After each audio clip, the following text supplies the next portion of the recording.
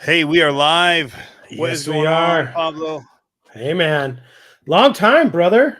Man, it feels like forever since the It last time we got does. to go live. It does. I was talking to my wife about it tonight, and I was like, it's been like 3 weeks, I feel like. Like, I got sick. You were on vacation. I was on vacation. Yeah, Like, I missed oh, one. We missed one completely, no live stream, and then I think I did yeah. the last two because you Yep. got sick and then you went camping. Yeah. Which was brutal. Yeah, Uh, but you've been working on a ton, so that's cool. We get to see a lot of new show and tell tonight. yeah, well, sort of. I've got half of them. The one that you like is at the shop. I was like, I was gonna try to run by the shop on the way back from my meeting, and I was like, I just don't have time. Not gonna happen. Nope. But I I like might them be able all. to. So I might be able to send you some pictures from my iPad if I know where my iPad is. It's over there.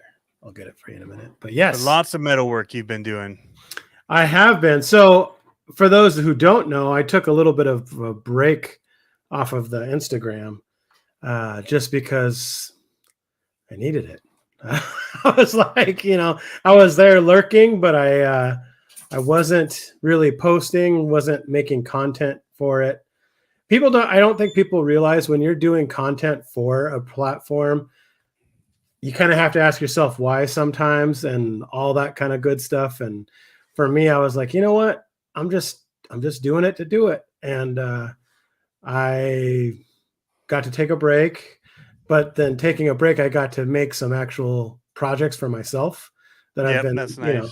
yeah, because and I wanted. So I watched the. I don't know if it was your conspiracies or what it was, but you were talking about making the graphics for the races, and bro, I feel your pain on that. Like that was one of the things that I was, from the last monster truck comp and all that kind of a thing. Like doing that kind of stuff just sucks time out of your day. It just sucks time out of it, and so I hadn't had time to actually do anything, and I needed the break and cranked out 5 projects in a couple of That's weeks. awesome. They So, look good too.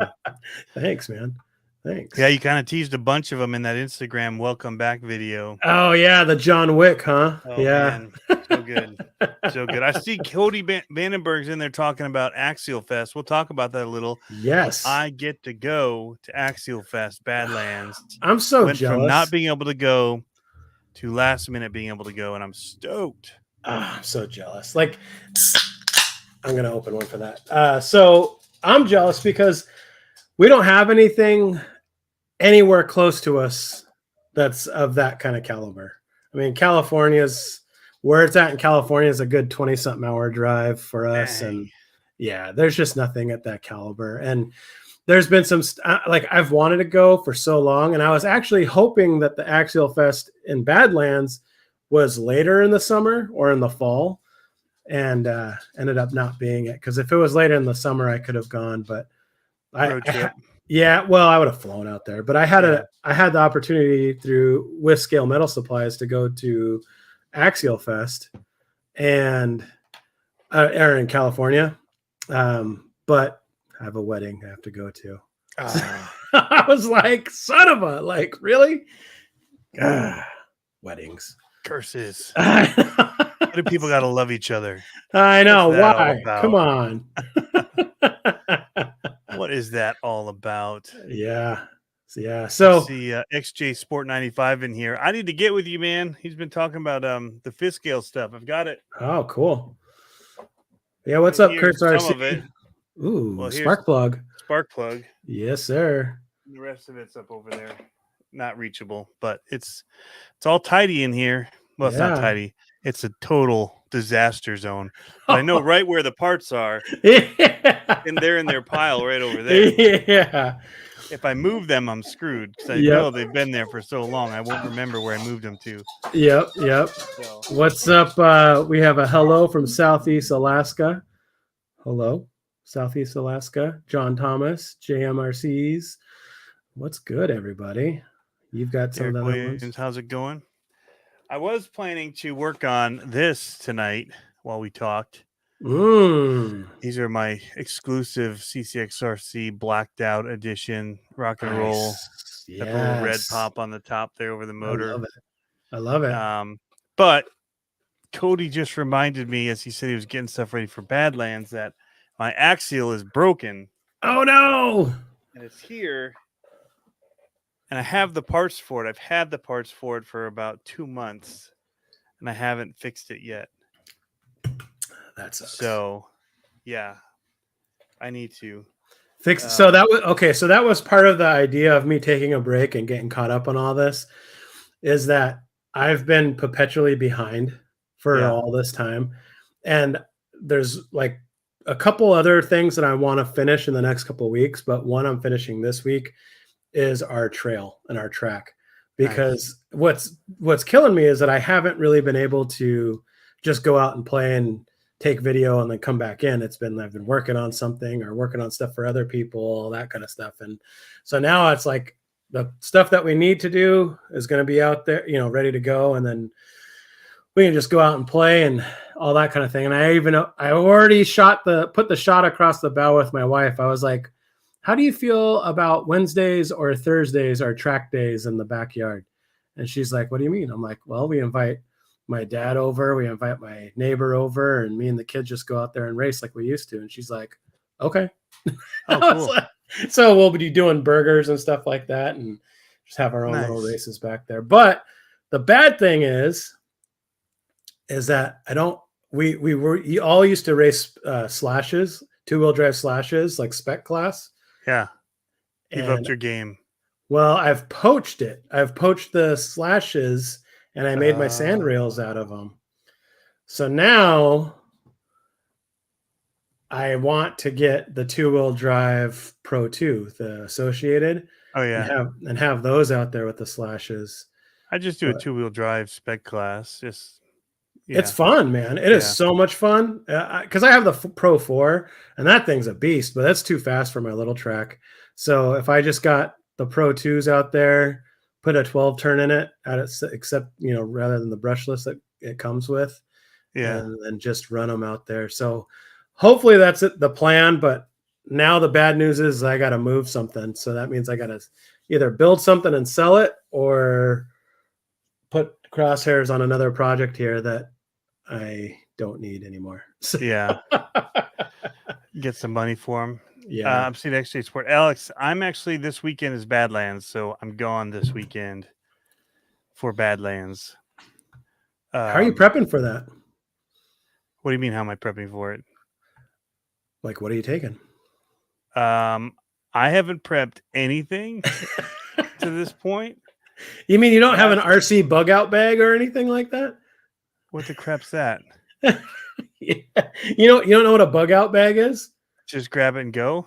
Yeah, like if you're a doomsday prepper, you have to have a bug out bag. Like, no, I don't have anything like that. I just grab whatever's working. So like right now, but the problem is it has to be axial. I know. That's my issue with going to axial. I would normally, my Ecto is just always ready. Grab it. The batteries are ready to charge. The batteries are actually down here. Yeah. Throw them on the charger during the day, take it out at night. There you go. So no, I don't know what a bug out bag is. That's crazy, man. Nah, I don't have a bug out bag. That's where you carry, your triage kit, some MREs, maybe some ammo, sidearm, all that kind of stuff. You put it all in a bag and you're like, nope, it hit the fan. I'm going to the mountains. I don't have anything ever prepared. I'm spur of the moment. I grab whatever I can get my fingers on, and I always forget something because I don't have a bug out bag. Jeffrey Makovich is saying, Doomsday bug out RC bag. I'm grabbing everything RC. I know what's important. Yeah. So speaking of... I've got STX 24s ready. There you go. But I really wanted to get this one ready, my custom one, for the weekend. Maybe I still will work on it since I don't know where the STX 10 parts are. They got moved from the pile that they were in for so long. Well, you have a Rift. Longer no. I have a Rift. You could take that. I have a Capra. I could steal one of my kids. Don't they have like a 1.9? Wraith 1.9? Yeah, that's what it is. Yeah. I could steal that. That's about it. I have the axial chassis. John Thomas says axial chassis stickers on the Ecto. Yeah, that's good, John Thomas. Good work. That's funny. What am I thinking I might take? Well, I'm planning and hoping to take my SCX 10.3 that broke last time I was there 2 years ago back, kind of for redemption run. Yeah. And it's got a decent system in it now. It doesn't even have a receiver in it. What am I talking about? I stole a bunch of junk from this thing. So actually what it does have, you know what I stole it for? Was our speed run.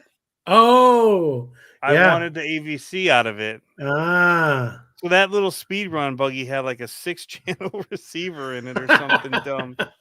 I think that's where it is. That's an easy take back. But I busted one of these upper shock hoops. They're just plastic. Yeah. And there you go. Yeah, so I got to repair that and then get a receiver for it. And do you still have your? Should be good.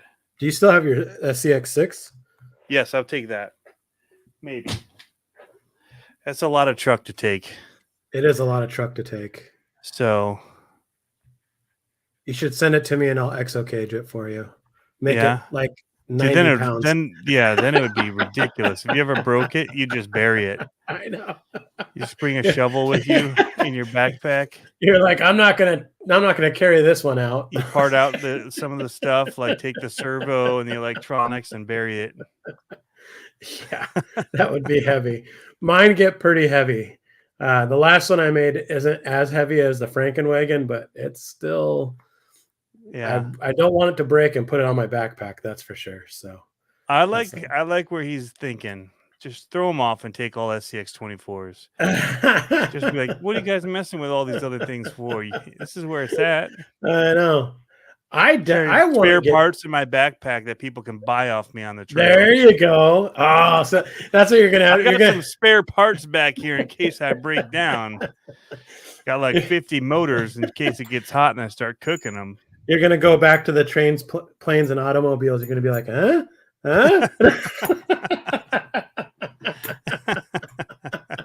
I got something for you.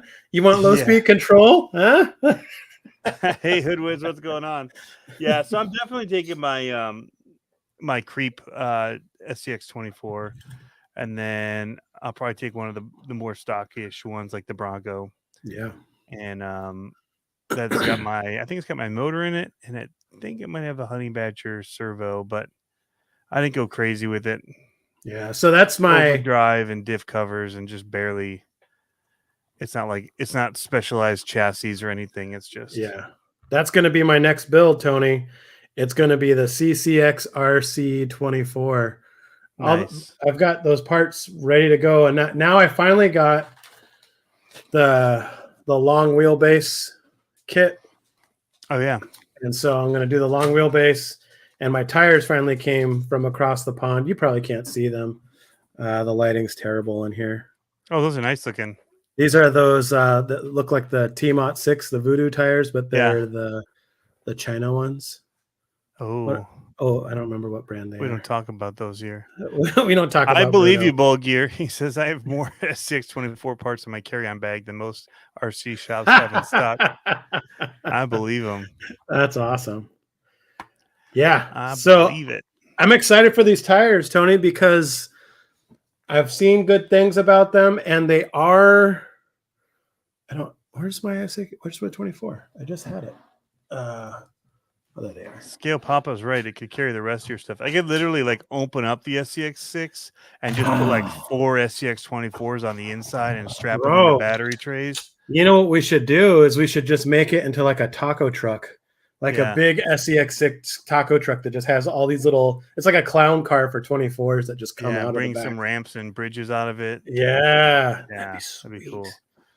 I see a top like those what are those plastic travel cargo things up on the top, like the Thule ones. Yeah. And just open that up and have all these SCX-24s in there ready to go. Now, you can make your Snap-on tool part, your Snap-on parts truck, and it's just all SCX-24 parts on the inside on the walls. Yeah. That'd be awesome. So these tires are about the same size as the Scramblers. The Scramblers are my favorite tire. You tried to get me on the little guy racing ones, and they're I just not can't. as good. I don't think so. I think you just don't know what you're talking about because these No, Scramblers are terrible. there's two other guys that I know that went to the little guy racing ones. They started with them, but they're on Scramblers now. I don't believe you. And they agree. And my son's running the little guy racing ones, and they just don't hold the line like the Scramblers, man. What? No way. They don't. I don't believe you at all. Well, and they rub the shocks off. Yeah, you were telling me That's about what she said. that. But it's too wide on the inside, so it actually hits your shock and untwists it, and then you're left with a mess of shock brokenness. Well, I'm excited for these because these look. They're narrower. They're narrower, but they're as tall, but they're wider than the Scramblers. Slightly, they're more square than the Scramblers. So, I think they're going to be good. Well, that's what's going on my custom build. Owen Rogers wants to take me down, and I have a rock racer. I've got the Rift. There you go. What's going, Jonathan Arnold? Yeah, I've got my Rift. It actually has a JB Scale graphics wrap on my Rift. It looks super sick, so it'll look different than most everybody else out there. Super duper. Yeah, that's cool. I'm worried about, speaking of U4 stuff. Oh, our group is on the ropes, my friend. Our group is on the ropes. We got new leadership, which is fine on both the scale end and the racing end. Mm-hmm. And it is not very convincing.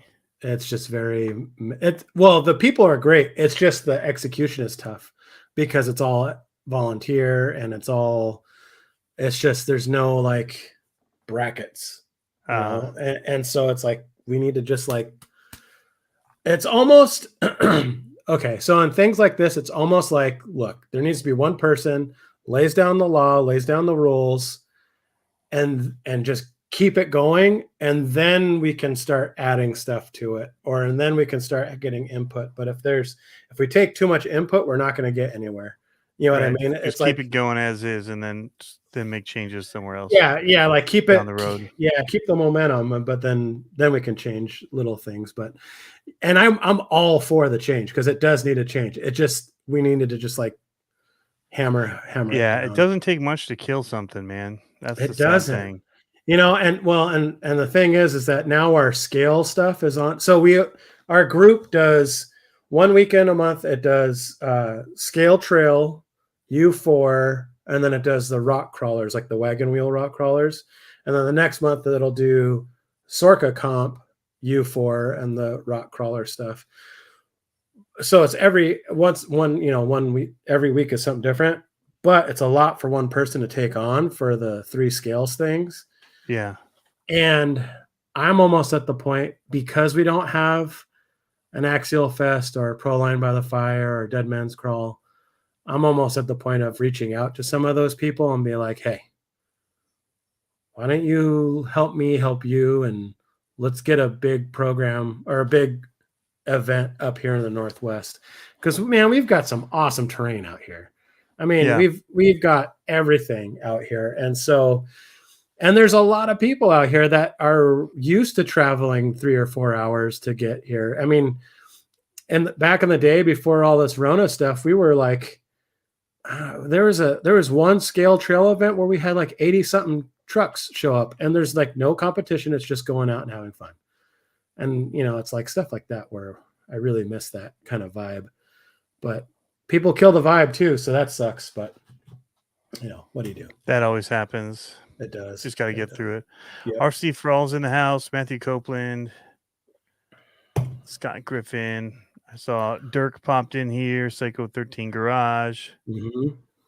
Again, Jonathan Arnold. He says we need a crawler event where we can all get together. That's happening this weekend. It's called Axial Fest Badlands. I know. Midwest. Lots of people coming. Scale Papa RC says PNW Wheelan. Yeah. So I've been playing around with some names. And one of the names, I'm a baseball fan. So one of them was Wet Sox, playing off like the White Sox, Red Sox kind of a thing. And because we're all about being rainy out here. And I thought about Squatch Hunters. Like, wouldn't that be a fun event? Let's go to Squatch Hunters for Sasquatch. I think it'd be cool. But you wouldn't know what it is. Doesn't matter. If you know, you know. No, just kidding. No, I know. That's part of the. I used to be in that boat as a creative, and the marketing heads always kick your butt on that. I know. Got to be much more direct. It's like the graphics are so cool. I know. Well, that's the name that I was playing with was Wet Sox RC, Squatch Hunters RC, PNW Wet Sox, whatever. Yeah. But hey, JB Scale Graphics. Yeah, I'm rolling in Friday night. There's hotels about 30 minutes away from Attica, and I'm just staying over the night, just last minute, getting it all booked up, and doing Friday afternoon, Saturday all day. Then they do fireworks. I'm actually staying Saturday night too. Just how far is it? I like to stay about 5 hours. Are you driving? Yep, not my truck though. No, we're camping. I'm just getting a hotel. It's just me going. Okay. It's all last minute, so I asked the kids, and they were kind of like, "Is it going to be hot like last time? We're not going to have our RV to go back to and get cooled off." Pass. Yeah, they're like, nah. It's a hard. They're like hard pass. Yeah, and for that reason, I'm out. Like, yeah, because they would like skip a trail run. Like I'd go get sunburnt, come back, eat, go back out, and they're like, "We'll catch you on the next one." Yeah, but it's evening and not as hot. We got our Minecraft to tend to. Yeah, I feel you. Our kids are in the same boat. They like it. They just don't want to do it that all much. Day. Yeah. Well, they get to play all day and we don't. So, well, we kind of do. Let's be honest. So. Yeah. I ain't getting much done. It's tough. Yeah. Although, like the store is kicking my butt, man. That's good. All the shipping and that stuff. I didn't expect it to be such a time suck in a good way. I'm not saying that negatively, but it requires a lot of time. For sure. So, how's the sand treating you? I'm liking it, actually. I was having a blast in the actual sand. It's keeping shape. Yeah. It's big enough. The stuff's flying off it good. Stuff's not growing in it, which is good. Did you see the comment? The idea of cement. Well, it's not cement in it. Well, so Portland cement is it's like baking powder. It's that fine. So you don't see it and you just mix it in there. And when you make your ramp, so you can shape your ramps with that and then wet it down. And then you put your top covering over it. And that's what gives you that like loose stuff. Harder. Okay. Well, your ramps stay exactly how you want them. And then you go then over you put more sand over it. Yep. And then it can make, so like we have on some of our berms out here, I do that. And then we have ruts that dig in that are, I mean, it's super awesome to see ruts out there. So you get ruts and all that kind of stuff. So, well, the sand definitely ruts, which is something I do like. And I think that's probably what they were thinking is, oh, well, we'd use this for dirt bikes. So this would be great for what you want. But sure. I'm like, it gets in all my stuff. That's the only thing is there's a lot of rock in it, like small, fine rocks in it, in the sand.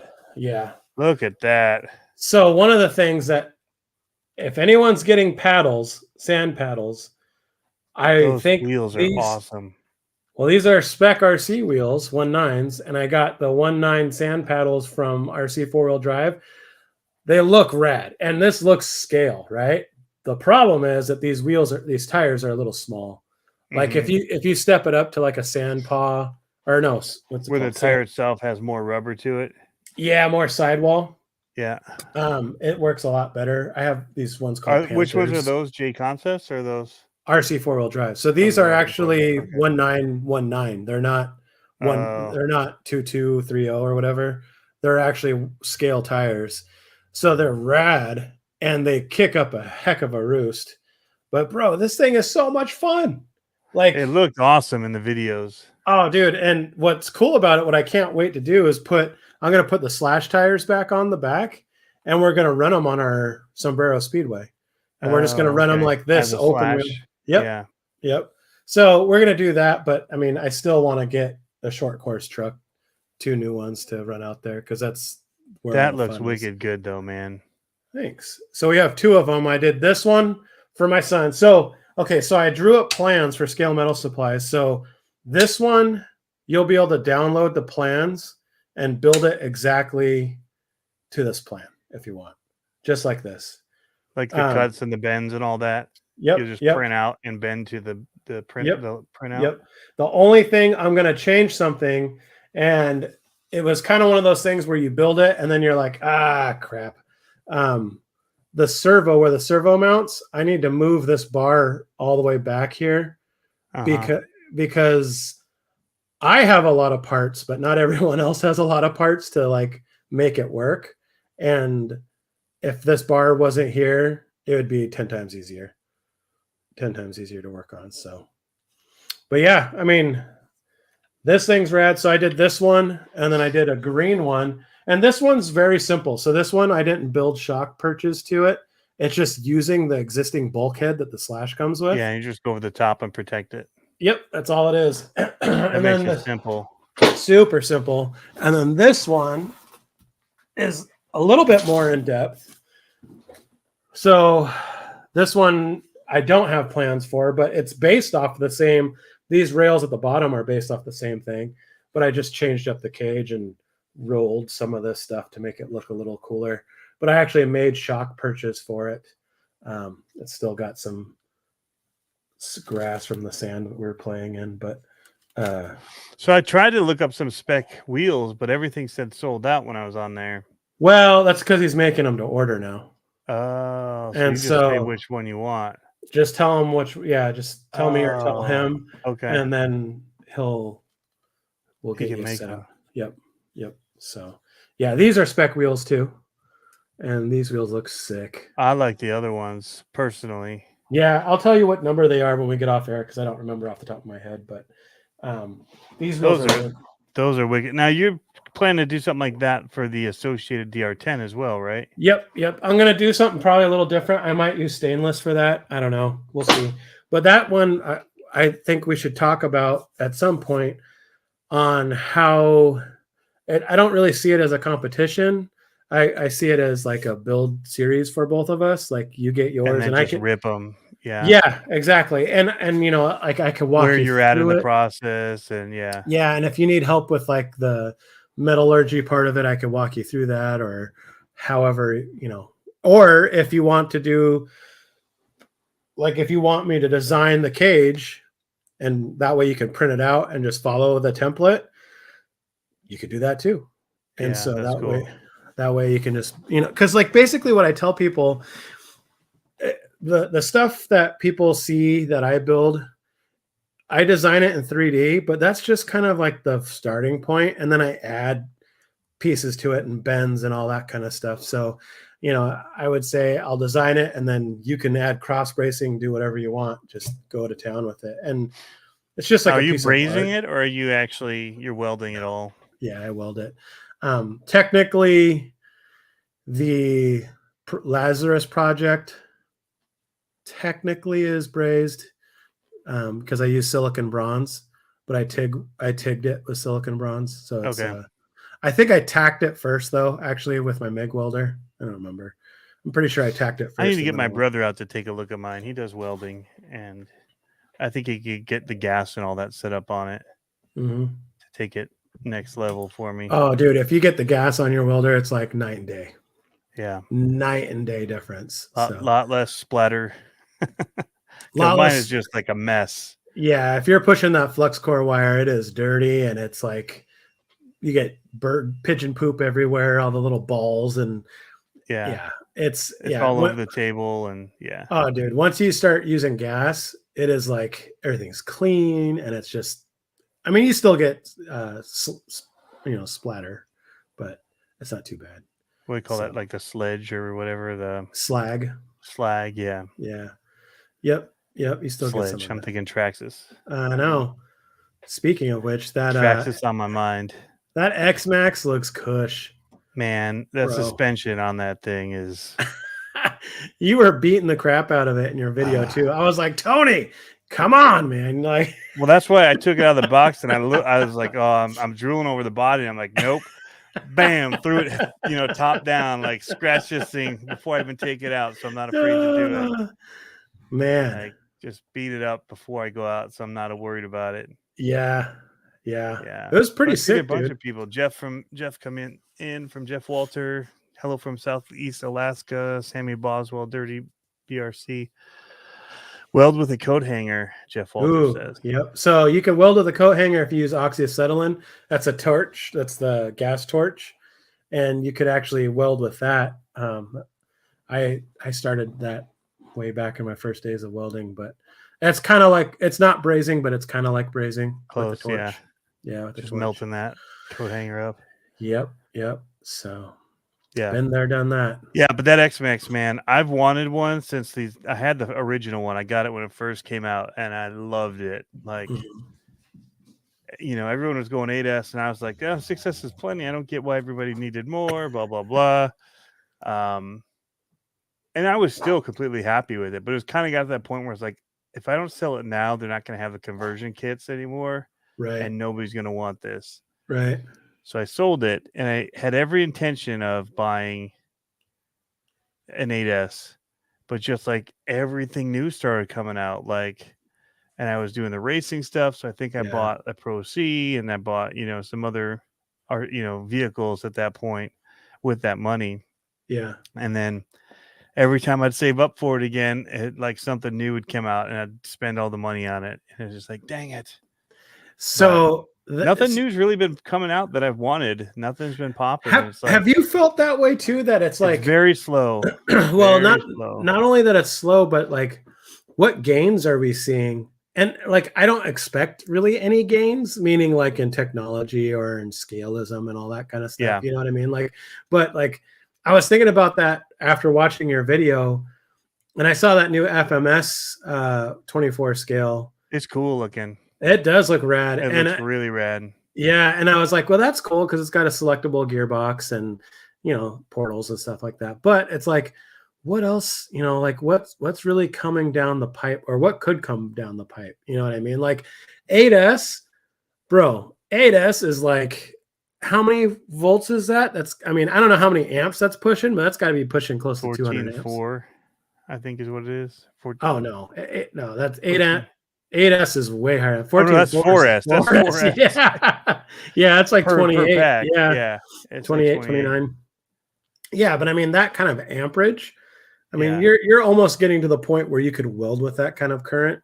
Well, that motor was welding hot. I mean, it was. Yeah. Because I ran the big packs, and I went nonstop. The thing wasn't crashing; it was just going. Yeah. And I just kept driving it, and then it shut down. And I thought it was done, but it overheated, so Yeah. it shut down. So after I finished doing my end talk, I literally drove it back to the garage at full speed. It was like, I'm ready to go again. 36.8 volts. Wow. That's hot.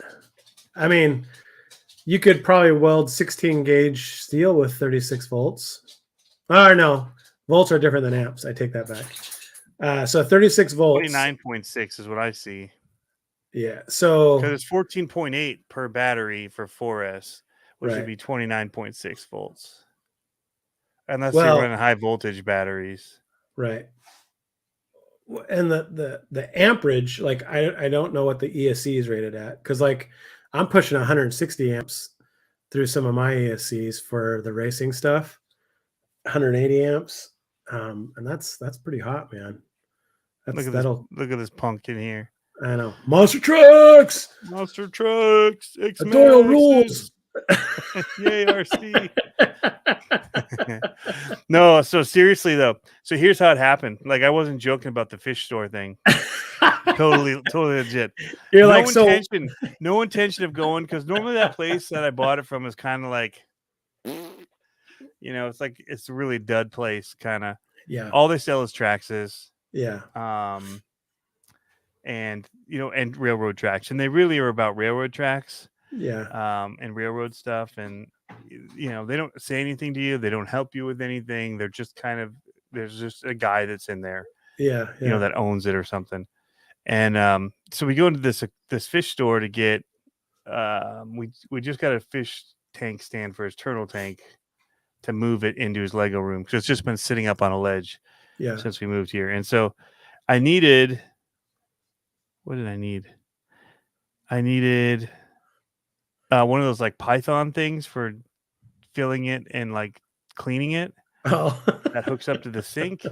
You're And like, son, you're getting a silicone hose, and I'm coming home with an X-Max. yeah, and then we needed there's a pond that was here at the house when we bought it, just a little goldfish one, and the air pump died, so I want to get an air pump. There was something else. I got the hose extra, but that wasn't the main reason for going. There was something else for his turtle tank that we had to get. Sure. And so we get, we're in there, and as we pull in, and there's like this X-Max sign, like the solar flare in the window. And I'm like, man. And there's two kids going in with their mom. I'm like, what do you guys think? Should we go in there when we're done? Like, go buy an X-Max? And they're like, Dad, no. No, Dad, no. Like, all right, we won't. And then we're in there, and as we're walking back out, we're literally putting the stuff in the car. I'm like, you know what? Well, let's go in there and let's see if they got one. And you're sitting at the counter. You're like, how high can I jump it? Right. And there's none in there. And so the guy's like, can I help you with anything? And I'm like, do you have any X-Maxes? I don't see it on the shelves. He's like, we have one. I'm like, okay. It's right here. And I'm like, all right, would you know what color it is? I'm thinking, if it's solar flare, I'm totally getting it. Yeah. And he's like, it's this one on the side here. And I'm like, oh, that's solar flare. And easiest sale for this guy ever, man. And yeah. So I'm like, give me a second to think about it. Oh, I see you've got a sledge, whatever. He's like, yeah, it's the only one we got, and it's already spoken for. I'm like, that's all right. I don't want it anyway. You can keep your stinking sledge. And then, I turned to talk to the kids. Like, I didn't want them to have that easy of a sale. Like, just like, okay, I'll just take it. Yeah. But it was pretty much that. Like, oh, you have one? It's solar flare. All right, ring me out. Yeah. And I was like, all right, I'll take it, and I need a battery. It was pretty bad. And my kids are like, what the heck? Yeah. They're like, do I get a new iPad now or what? Yeah. And they're like, well, what are we gonna tell Mom? I'm like, I'm gonna tell her about X-Max. And they always try to play coy and accidentally slip out that I did it, Yeah. So I already told her. I was just texting her. I'm like, hey, I bought X-Max today. Yeah, they gave it to me. They gave it to me. That's one of the things they always say is they gave it to me. And I told them the whole bit about how I always wanted it, and how it was my favorite truck it used to be. And man, it's up there with my favorite trucks again. First run. Dude, it's like, why did I ever sell the old one? See, and you have a good finger on the pulse when it comes to those RTR vehicles. Like, whenever I get behind the trigger of an RTR vehicle, I am like, dude, this is so awesome. Like, why am I building these things from scratch all the time when I could be out there and just playing with the RTR and going with it, right? Yeah. It drives me crazy. And I'm like, because when I got my Pro 4, the last one, and the LMT, I was like, these are so much better. They're so awesome, and they're not heavy and all of the above. But seeing that right out of the box, bro, it made me jealous. Well, you know what it made me want? Honestly, it was in prison in that box. I had to rescue it. It was a jailbreak, is what it was. No X-Max should be zip tied up in a box, dude, in a cardboard cage like that. It was so funny when go ahead. I was gonna say, when that box was next to it before you took off, I was like, please just trash the box with the X-Max. Just run right over it. Yeah, I didn't mean to just start running like that. I just went for it. We have a SCX 24 Celebrity in the house. I see. Awesome. Well, we had one earlier too with Bull Gear. Yep. Brian Kochner, he really twisted your arm, Tony. Yeah, right. Trailer Trash, X-Max is easily top 3 most fun trucks I've driven. It's just fun factor. Yeah. So I love the Outcast 8S. I have it. I love it. I think it handles amazing, but it doesn't feel like a monster truck. And I love the handling, and I love the instability of the way that a monster truck handles, and it gets that wheelie, and it's I just started driving. And I'm like, oh, this is what I liked about this. That was and the tires are so deceiving. When you see the tires on YouTube and you see the tires and all that, you're like, wow, that's cool. But then you go to the hobby shop and you're like, these are freaking coffee can sized tires. They're massive, right? Yeah. They're huge. And a lot of people switch them out. I just tend to leave the stock ones on. I'm not a big wheel change person anyway. Yeah. I know a lot of people are. But I know that when people started doing the what are they, Badlands or yeah, the Badlands. they're so heavy that just start breaking diffs and stuff Yeah, and other driveline parts. And it's just like, yeah, at least with the stock ones, if I broke anything, it was the wheel of the stock tire. It wasn't like, sure. and it was easy, just slap a new wheel on, like Yeah, yep. just buy another set. And I have a spare set I never got rid of, S- just sitting in my Yeah. garage for when I was breaking them all the time at the So BMX jumps. seeing that, what that really made me want to get though was a UDR. I've I've really wanted a UDR, Yeah, and they are. It's kind of one of those rigs where I'm like, I mean, I got the Baja Ray, and that was pretty cool, and I changed it up recently, and I'm really liking it. But there's something about that UDR that just seems the suspension next. again, the way that Oh, it just kind of bounces. It may not be the best handling, but it's the most scale looking. well, that's the thing, and it's one of those rigs that I don't feel like I have to do. It'd be one of those that I don't feel like I have to do anything to, like paint a cool body for it, maybe. But like other than that, like it looks the way I want it to look. Like the Yeah. Baja Ray was cool, but I couldn't get over the fact the A pillar was so short, so it looked like it was a chopped, like Yep. and so I changed that up when I rebuilt it, and but still, it's like man, that thing is so sick, so sick. One of these days, we'll see. Yeah. So one of my buddies was just running one, so we just did on Jason's RC. Um, he did a comp at um one of the local guys' houses, and we did it in like the side garden. It was a ton of fun. Uh-huh. But at the end of it, this guy Joe pulled out his UDR, and it was sick looking. He had Yeah. one of the blue ones, had the Oh light yeah. kit and everything with like when he hit the brakes, the brake lights on the back top Oh would yeah. come on. It looks so sick. Ugh. But turning, if he's on brakes, whatever, it definitely got up on the side wheels, and It handles like a real a real one trophy would if you truck. were in that much, Yeah. traction. You'd Yeah. need a lot of sand in order to slide that. But yeah, it's super sick looking the way that like when it's going through the yard and it was just soaking it all up and it was just kind of I know. I know. smoothly bouncing through. It looked really good. Yeah, I definitely want to get one of those one of these days. So Psycho Garage is asking, what's our thoughts on the FCX FCX 20? 24. Yeah. My thought is I like it. Like, I could see that being in my stable. Uh, I've never had one of those FMS vehicles, but they look nice. The scale look of it looks good. I like the idea of the selectable gears. I don't know how they'll hold up under a lot of power if you change the power, but I like the idea of that.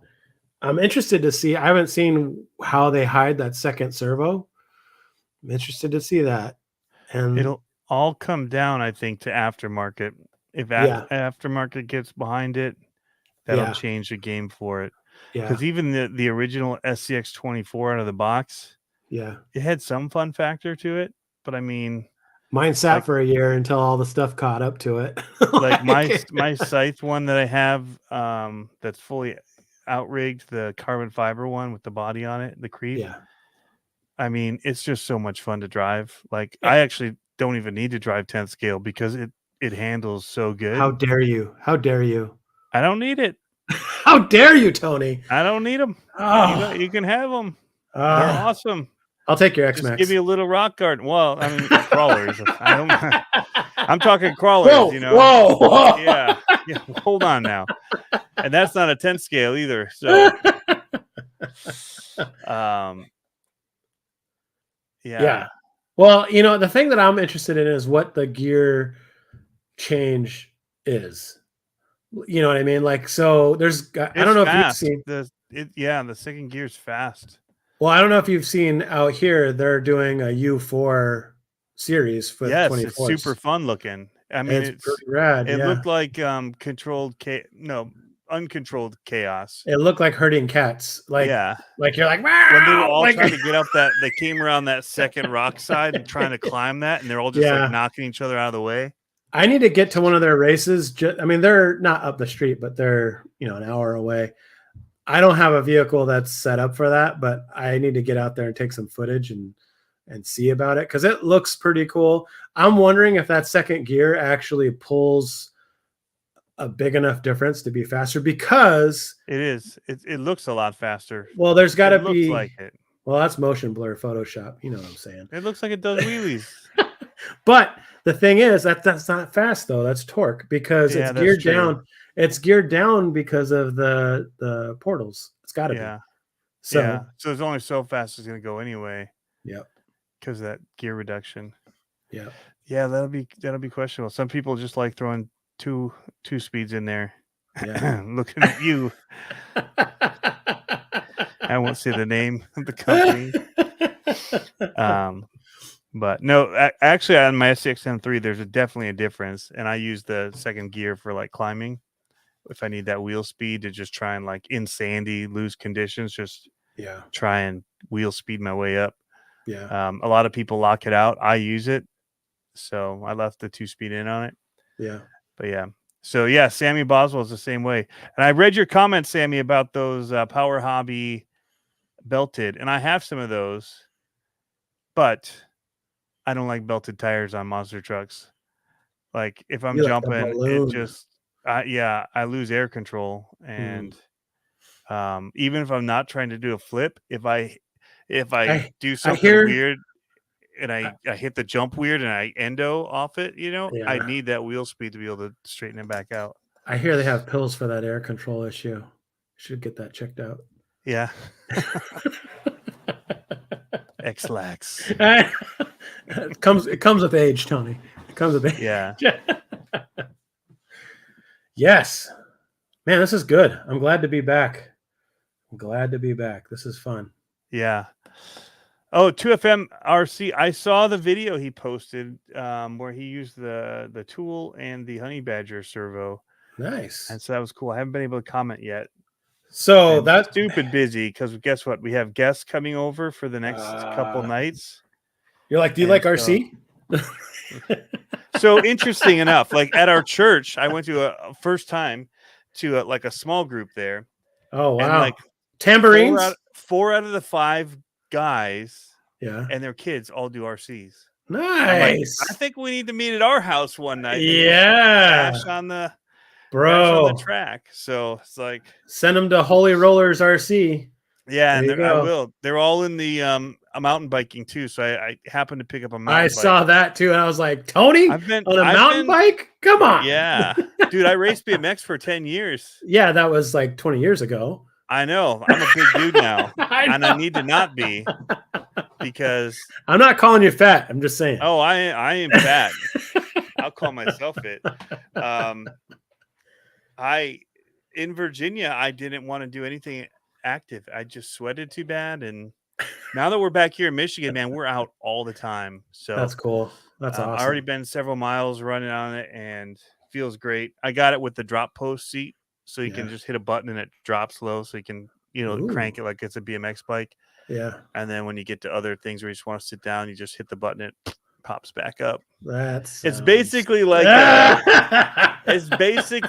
an office chair, where it's got the lever and you're sitting on it, your weight puts it down, and then you stand up and ride. And then when you come up on something, where you can actually sit and ride, you just hit the button and it comes back up. Just got to make sure your danglies are out of the way when it comes up, because it comes up quick. But yeah. So 2FMRC is the reason why I got these. I've had these on the real T-Mot 6. Yeah. I've had these on my other one, on my Frankenwagen, and I loved them. So I saw him with these, and I was like, yep, that's what I got to do. Uh-oh, Kalen's clowning. What he said. Is that new haircut? Yes, sir. New haircut. My son has the same one. Yeah, I know. Yeah. I'm young and hip. He's 13. Hey, looks good, man. I like it. Hey, thank you. I was talking to him earlier. I was like, I still got all my hair and it's white. Do you have to flip it like out of your eyes? I do. Yeah. No. My kids would call you a hipster if they saw you with those glasses and the hairdo. It's like, no, is that guy a hipster? I know. They still haven't figured out what a hipster is, but their cartoons make fun of it, like at coffee shops and that. Hey, Dad, is that a hipster? Yeah, come to Seattle. Yeah. Come to Seattle, Oregon. You'll see Yeah. plenty of hipsters. It's a good thing this isn't in the morning because I'd be drinking my fancy coffee. Right. It'd be good. Full gear. There's a lot of people talking about the FCX 24. I haven't talked about it yet. I haven't looked at it enough yet to know, other than that looks dope. Like, Yeah. and I'm a totally aesthetic type person. Yeah. My dad said if you can't win, look good There you go. losing. So that was my mantra. So we always had like the flashy helmets he would airbrush for us Oh and yeah. stuff like that. But Yep. yeah. That's It why all looks our race good. cars. That's why all our race cars have all those fancy wraps on them. Because I'm like, Yeah. you know, got to look good when you're tumbling You down. gotta look fast. You gotta look the part, right? Yeah, for sure. So No, I'm really optimistic on that FCX 24. Yeah, giving away the 10 scale. It'll be over in 5 minutes. I don't have that many options. Yeah. Wow. Oh, I do have a Vanquish Oh, there you go. and an unbuilt Phoenix in a box. Do you still have your Gen 8? I have one Gen 8 left. I have a Gen 8. Yeah. I actually really like it. Bro, the Gen 8's probably the most underrated RC crawler out there. I mean, just being honest, aside from part support, which wasn't great when they first came out, I think that's what kind of got us started in crawling. I think we should go on with like if I ever get invited back to Scale Builders Guild and Harley Designs live stream, we should have it so that we're coming in as one camera into the live, and we should just argue with them about the Gen 8 because neither of them like it. I know. So it would just be a fun banter. Like, yeah. I mean, they would destroy us. Well, you bring up my credit quite a bit. I'm kind of over, but yeah, we've had they give it a hard time, and I'm like, out of the box, this thing's stinking rad for like comparatively to other ones, especially when they had the Axe edition. Yeah, for $500. Yeah, now what do you get for $500? I know, and it had a reef servo and the Hobbywing Axe. Yeah, come on, and it actually handled pretty good. So we did a builder's kit one, and it was doing the same lines that I was doing with the 1.9 Wraiths. Okay, so you know that black and green one that was my son's that I got rid of? I changed the geometry on that just a little bit on the rear shocks. Yeah. That thing was like a low CG crawler. It was so solid. I mean, he would make stupid lines out of that truck. And we didn't run the stock bodies or anything like that, or any of the extra fairings or whatever. So that changes some of the weight balancing. Like the Gen 8 as it comes as the big Scout is kind of, I love the way it looked. So I've left mine because I just love the look of the body. It's a little I know that you give up performance because it's the body and everything sticks out, that the tires feel and the wheels feel like they're tucked so far in. Yeah. Because the body's almost too big for it. It is a little wide in the rear. But I just, once you change that body out. So the big things I did is I changed the body out, gutted the electronics, put Holmes Hobbies in it and a 1080. And then that thing was, and I did a reef servo on ours. And man, that thing is just, they're really, really good. I mean, my daughter's, she still runs. The only reason why I haven't upgraded hers to, I don't say upgraded, but the only reason why I haven't changed hers out to an Enduro is because she doesn't drive enough. But hers does really well. So hers does really, really well. I feel like Matt from 2FMRC is on a little delay. Yeah. He's now talking about the Badlands are horrible for jumping, and then also the belted tires. Yep. If he wanted to join us, he may not want to. He may just want to stay where he is in the time continuum.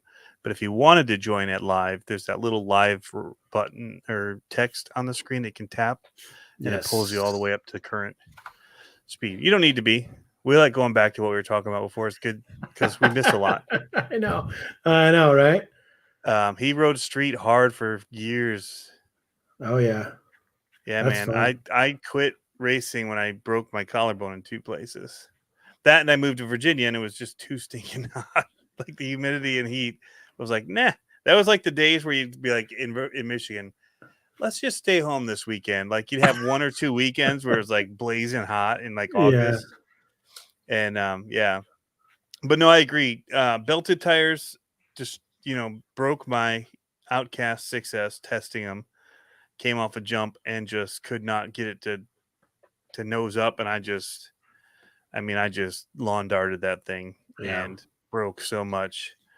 And then I have some. I'll run them on the street, or if I'm just doing kind of like slower light jumping. But belted is tough for bashing. Yeah. I don't know. I don't quite know why they do them for those big trucks like that. In a knobby tire that looks like it's supposed to be for bashing. Yeah. Who was it? Derek Williams says high gear on the FCX 24 is 24.75 to 1, and low gear is 99 to 1. That's a pretty big difference. I wonder what that translates to.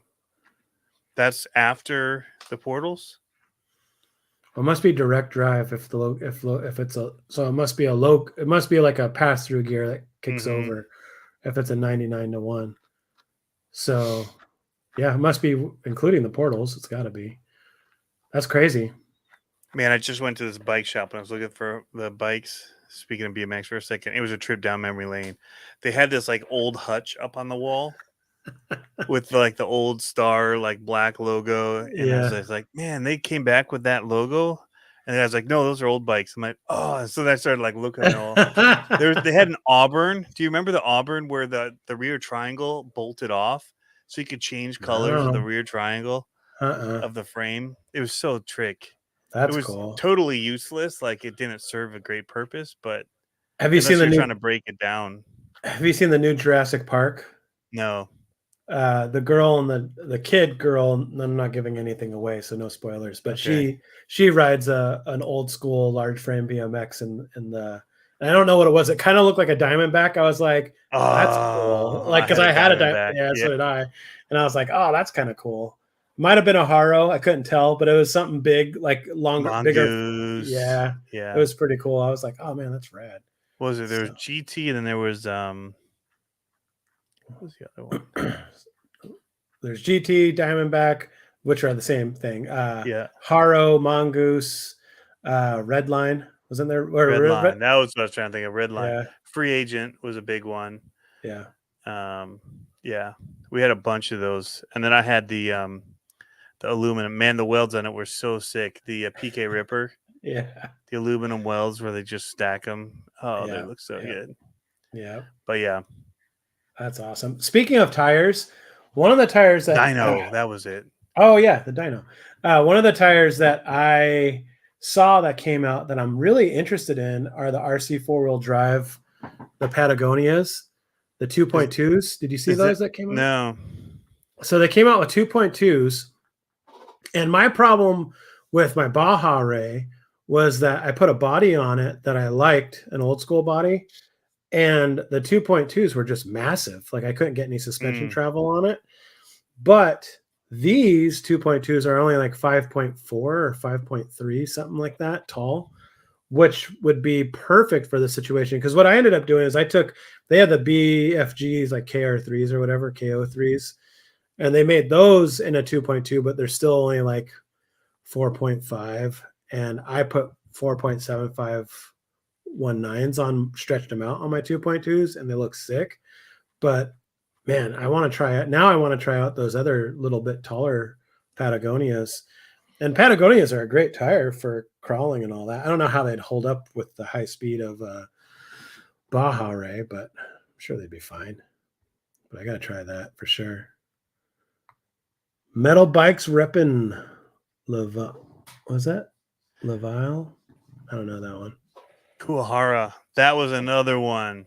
Oh, there you go. The Dyno Hutch XL. Yeah, man. We used to travel around the country racing. My younger brother got the Race the World events. That's cool. He was good enough. I was not good enough. I was the one that tried to look good. But yeah. So I don't know. I want to see what those go back to FCX. I'm curious. I'm going to go look it up tonight after this. Yeah. I've got a video ready to post here soon about. You guys should watch it. I hope you think it's funny as I do. Because the intro, I've been trying to rework my intros, but I the could intro tell on this one. on your X-Max one, it was a lot more YouTube-y. You're Yeah. like, what's going on, guys? Like, Which I always do that, but I'm always sitting at the table like, hey, what's going on, guys? Because I get made fun of by my family for it. But it, that's why I can't do jumping around. I can't do didn't want to do the podcasts on my table own. one. Yeah. Yeah. I can't do podcasts on my own because I can't talk with that kind of energy. Just sitting here by myself. Like on today's podcast, we'll be talking about the FX24. Like FCX. Whatever. I don't like the name. I can tell you that already. FCX24 is just too close. It just doesn't roll either. It's tough. Yeah. But I'm sure they're trying to play off it. So if somebody may not know, they're getting something different. Somebody new just getting in. Yeah. Hey, I've got some stuff. We should do a giveaway of something. What can we do that would have like a number? What? Or something. I've got these Power Hobby brass diff covers. I just give away. I got 2 of them. Those aren't as cool as your brass diff covers. Well, that's the thing. I don't need them anymore. They're still great. I think these are actually heavier, maybe. Yeah. They might be a little thicker. They work great. Yeah. This one's still new.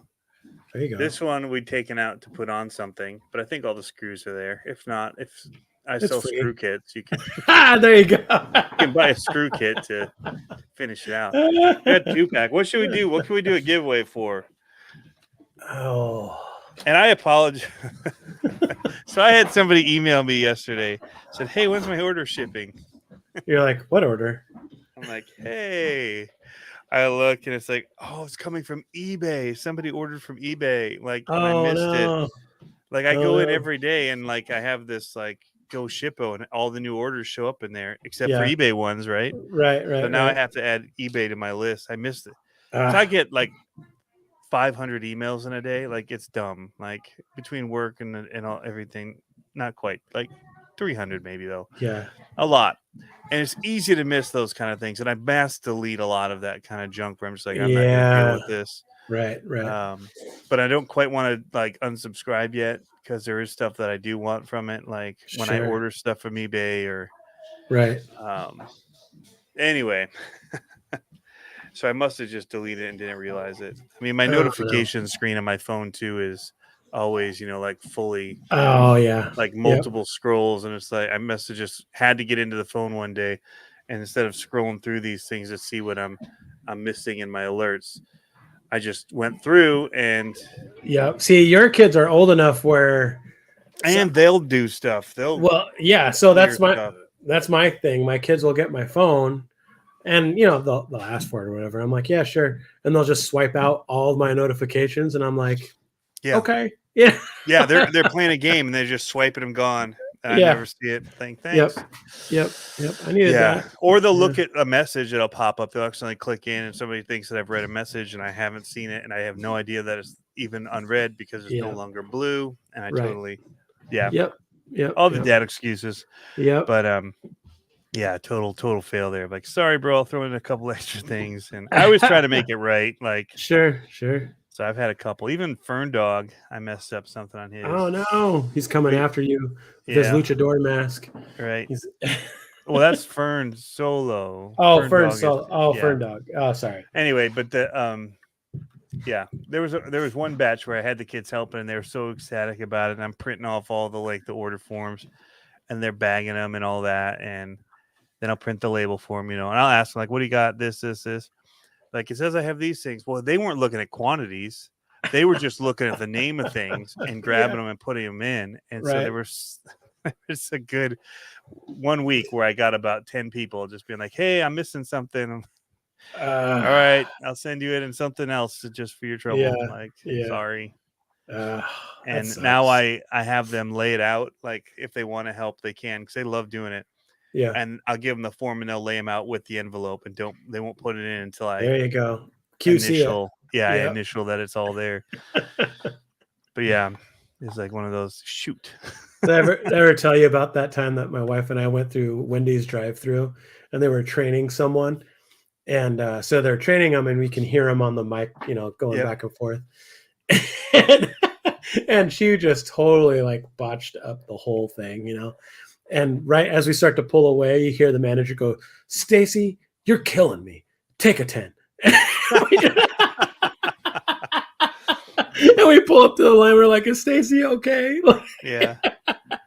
We miss Stacy. She I can mess up our know. order any day of the week. I We know. don't care. But it was just so like you could just hear he was at the end of his rope, like, "Stacy, you're killing Yeah. me. Take a 10." So, Yeah. But so they love to help. You know, they help with packaging. They'll just come and say, "Hey, is there anything we can, put stickers on, or put the, yeah. package for you or whatever?" Because the Mighty Handy tools, we have to repackage all those. So we just did about 50 of those. Eesh. Oh, with the new Yeah, bag on it? the new bag and rebag them because they come in like a plastic clamshell, and like none of the Oh, tools are still in the spot they're supposed to be. And like, sure. Yeah. so even if I did those, it's like I could have them like make a graphic that would go in there and around it, like it's just hang on the shelf that way, Yeah. Yeah. which I may do because it's hard on the shelf to tell what it is. Sure. But it would be a pain because they all slide out of that little 4 slots where they're supposed to be, and it's just like, take them all out and rebag them, and so it takes some work on those. I mean, the handling time on those is probably a minute each Oof. to rebag them. So you get a couple hundred of them. It's not a quick. You're Yeah. talking a couple hours to redo it all, Sure. but At it's least they worth it. work. Or I just do it one off. Like that's what I was doing for a while. As they'd come in, I'd just literally do the Yeah. thing and then put them in the bag. But it really slowed down. At least shipping stuff out. their labor isn't too expensive. Yes. No, it's like they want a new Halo outfit or something. Yeah. Yeah, if we help you, can we get a new Halo outfit? Yeah. Or I want to buy this power up. Yeah. That's funny. Yeah. Gary Fisher made some nice bikes. Yes. Oh yeah.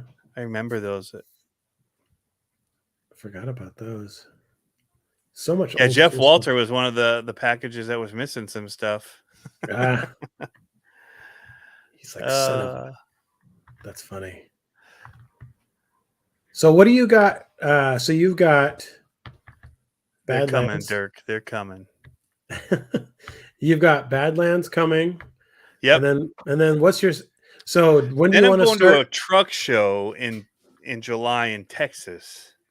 That sounds hot. It's a it's indoors. Oh.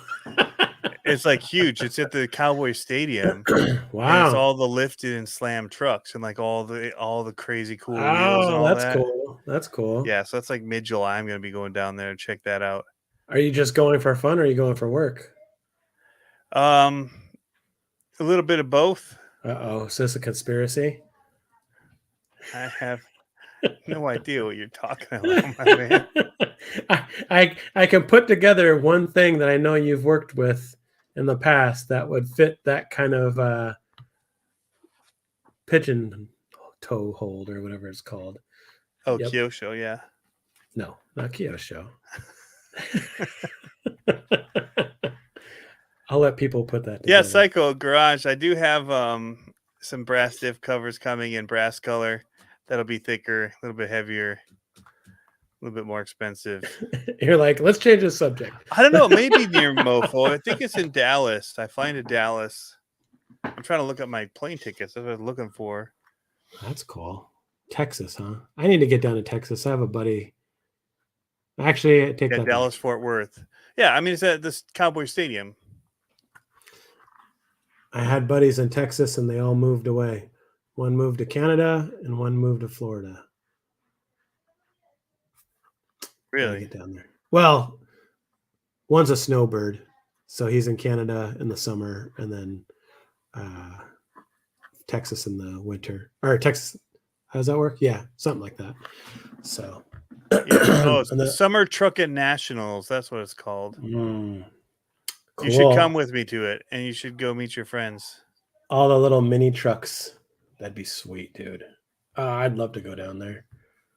July. Mini trucks and big stuff. It's the 15th through 17th. It's going to be massive. That's cool. There's so much, like, there's show truck parking all on the outside. Yeah. Like VIP stuff, concerts. I would totally go to that. My son would love Be that too. He's all it's gonna about be seeing the wicked. trucks. That'd be rad. I'm looking at the map right now. It looks crazy. Cool brands and all that going to be there showing off all their wicked looking trucks. That's the kind of thing that you hope Whistling Diesel just shows up at and starts raising trouble. That's kind of what I'm hoping for. Yeah. That's cool.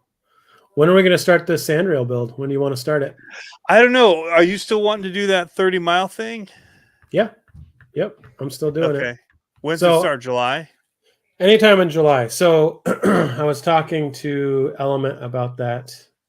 So what people I'll catch people up real quick. So I had this idea. So St. Jude Hospital, which is also Monster Jam does a lot of stuff with that. St. Jude Hospital has a thing that is in July, which there's a challenge to walk 30 miles in 31 days. And I go out and hike with my RCs once or twice a week in the morning before work. And I said, this would be really cool if we took an RC out and did the 30-mile challenge. And, you can get, they can pledge on Facebook, I think it is. And then also when I'm doing that, I can go live and have in the live, it can actually go straight to St. Jude when you buy a badge on Instagram, which is cool. Like it doesn't come through me or anything, it goes straight to St. Jude. So I could do that. And then at the end of the 30 miles or however many miles I go, we're going to auction off the rig that we did it with. Nice. So, and then give all that to St. Jude. So should be pretty cool. I'm excited for it. I'm excited to get out on the trail again.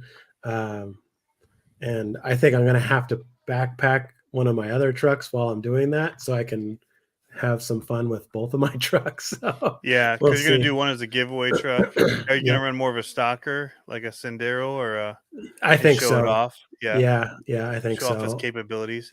Yeah, that's what I was thinking. I'd probably just buy a new truck for it. I don't have anything as an awesome giveaway.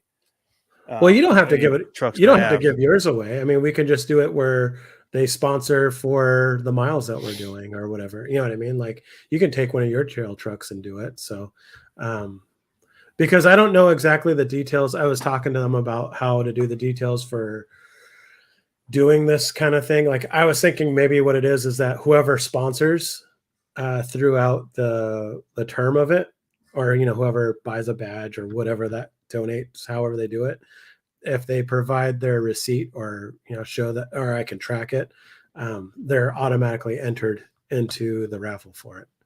So that way it keeps it easy. A lot of people do it through PayPal. You can do a special designated giving section. Yep. Where you have a link and then you just put all those people in the waffle is how people do it, I know. Well, and that's the thing about the St. Jude one is that you sign up through Facebook. And so they can just go to Facebook and do it. Or like I said, if I go live on the trail on Instagram, they can buy the badge. And on my lives, I can actually donate everything that's like, it goes straight to St. Jude. I can send it straight when you there. set it up. Yep. So, and then I can stream, you can donate it. Yep. So I can track it, whoever does a donation in that video. Yeah. Yep. So that's cool. Yeah. So I think there's a lot of cool ways of doing it. And I started looking at it, and me and my daughter were looking at it, and like, okay, so that's 4 weeks. That means I'd have to do at least twice a week, 4 miles each time.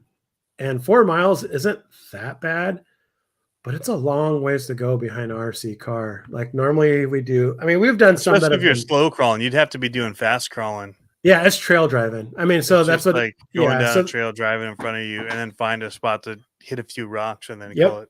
Yep, that's normally what I do. Yep, that's normally what I do. Montage for the day. And the hard thing is that I do it during the week, and so I go before work, and I'm gonna have to see if I could do it on the weekend more because I don't want it to be redundant. We have a couple trails out here that are pretty good.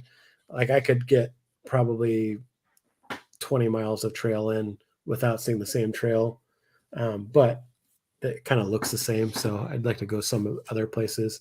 It'd be cool to go somewhere for a weekend trip or whatever, and go hike along the beach or something, get some different footage that way, or Yeah. go up to the mountains and go up some creek beds or something. But I think it'd be a lot of fun. So that starts in July, and I'm going to be rolling out information about that when I get more from. I'll if the element stuff doesn't come through fast enough, I'll start with one of my own rigs, and then we'll figure out how to do it with the element one. But I'd really like to show that that car's whatever rig it is capable of doing 30 miles plus in a Right. month. So That's cool. yeah. So And whatever happens if you burn up a motor, just show people what happens. That's yeah, if it's not too hot, you're not catching too much. It should be able to do it just fine. it Cool should be idea fun. though, man. I love the idea. Thanks. Looks like Yeah. Maddie Boyson likes the idea too. Cool. Yeah. Yeah. No, I think Who's it'll be your a lot of fun. daddy? RC, aka Indiana Jones says he'd be down for it. Yeah. See, I think it'd be cool to get as many people together to do it. So you can go through Facebook. I'll send you the link, and maybe you can put it in the description, Yeah. so people can do it on their own too. Yep. And so, I mean, it doesn't have to go through us. I mean, just the more people we get doing that, the better. And we can talk about it. And I could give however we do it, I could give a trail update and have some video canned so that we can post it up here and talk about it. And watch it. Yeah. No, I think it's going to be a blast. So. Well, even if you do your Instagram, we can always pull up. Oh yeah, there you go. All that stuff pretty easily on here. Yeah, I can imagine. I'll be using your handy tool because I know there's going to be loose wheel nuts, probably loose driveline nuts. There's going to be a lot of stuff that we trail walk a lot with our rigs, and we're constantly doing trail fixes constantly. And so I run with a pack with a bunch of screws and a bunch of nuts and all kinds of stuff. So it'll be fun to show that kind of stuff. Oh, speaking of screen sharing, here's Lazarus. This is the one that I think is so dope. Thanks, man. Yeah, that's a fun build. That one is all 3D printed. The body, it's basically a Suburban with a huge motor in it, and all the cage work I did, and it's running spec RC wheels, reef servos, and winch. So that spider web on the front is actually my land anchor. Oh yeah. Oh, that's another one. That's my son's U4 truck, but oh yeah, that's the cage for it. Yep, that's my funny John Wick video. Let's see how good it looks. That was such a great. What do you use for doing the text? So if you're in Reels, you can just select the sticker, and it does captions. And sometimes it does it right, but sometimes it doesn't, and so you have to go in and edit the caption. Oh, so it's trying to do closed captioning, basically. Yep, but you can pick the font and how it lays out. So nice. But yeah, that truck is cool, man. I've got a reef sway bar on that. There's the sand rail. Look at how cool that is. And there's my Nomad ripping it up. And that's that Baja Ray that I rebuilt too. Haven't posted much video of that one yet. So you got the Hoonigan car you've been working on. Yeah, it's my son's birthday present. There you go. There's two. There's a whole bunch. Yeah, that's our really wide. What body is that on there? That is the J Concepts 66 Chevy drag body. Okay. So cool. Because the original Baja Ray body is super wide too. So I put that wide body on there, and that way the wheels can kind of tuck up a little bit. So you had a pretty tough week camping, it sounded like. Oh, dude, it was brutal. The weather was tough. My in-laws had a vehicle issue with the tire blowing out, and the wind blew the truck or their car off the jack. I had two jacks on it and a rock underneath it, and the wind was so hard it blew the car off. Like it, that sounds actually misleading. It was rocking the car so bad that the jack kind of just collapsed, but it literally came over. So Gauntlet shout out. Oh yeah, don't you guys have a Michigan? We have it in September, 16th through 17th. Ooh, that's cool. The Gauntlet is at Walter RC Park. That looks cool. Jeff Brown's putting it on this year, kind of in charge of making sure all the details and all that are figured out for it. He runs a Reaction Is there lodging RC nearby? Hobbies. In Ionia, there's some. Mm-hmm. Yep. But they're allowing camping just on the grounds. It's a huge farm. Huge farm. What's weather like in September though for camping? Fantastic. Really? Oh yeah, for here. Okay. Yeah, I Yeah, I mean guess so. it's cooling off in the evenings, Yeah, campfires, and yeah, that's cool. it's usually pretty good. Right on. Right on. That would be a fun one to get out to in your neck of the woods. My kids start school the week before that though, but monster parts. Yeah. Ooh, I saw that body. I saw that body you took a video of. Yeah, man. Monster parts is in the house. Oh, dude, that body was sick. Super sick. And I love that logo. His thumbs up. Yeah. Yeah, I showed his body on the last one. That he I sent caught me. up. I caught up over the last couple of days and watched it. It's right over there in my box. Yeah. That body is so sick. So I need to still do a proper video on it, but I'm kind of waiting. Yeah. Tease it. He does such good work. Yeah, that resin print looked very nice. Very, very nice. He's got some really cool 3D modeling stuff, man. Like I have mad respect for his 3D modeling skills and his printing. It's one thing to 3D model something, but it's also to 3D model something so that you can produce it. That's like another level that's difficult. And you understand Yeah, the that wheels now. he's been doing, some of them are so trick. Yeah. Well, and he's got a lot of really cool accoutrements for the monster truck scene and for like the drag stuff that are really cool. So yeah, blowers and yeah, Jeff Brown says 40-acre farm. nice. Gauntlet 2020 Gauntlet was 35 Friday night. Oof, that's cold. So we just camped in 44-degree weather, and I was like, nope. We were in the tent, and I was like, well. Part of it was that I got kicked out of my sleeping bag and I had to take my daughter's sleeping bag, which was like to here. And then it was 44 degrees and I had a sweatshirt on over my head. So I was like, extra blankets at that point. Oh, bro. Last year, Alex, XJ Sport 95 was saying he slept in his Jeep with the windows down. Oh, wow. I don't know how he didn't get carried away by mosquitoes, but maybe they were gone by September.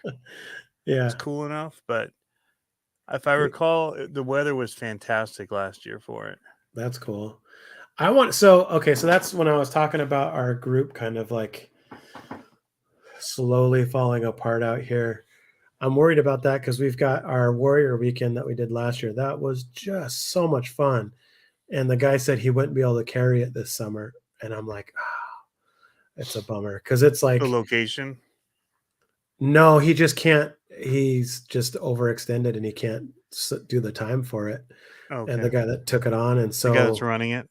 Yeah, and so he's looking for people to take it on, and I'm sure it'll still happen. It's just, it's such a fun event. So you get there during the day, and there's like 100-gate trail. There's like 2 of them, and they have a class 1, class 2 trail, and then class 3 trail, and then they have the rock crawlers, and then they have at night we do a night crawl, which they set up the trail before dusk, and then they set up glow sticks on the gates, and so you go out and you have your lights on and you just go through the glow sticks, and it was like it was probably more than 50 gates on that night trail. That's cool.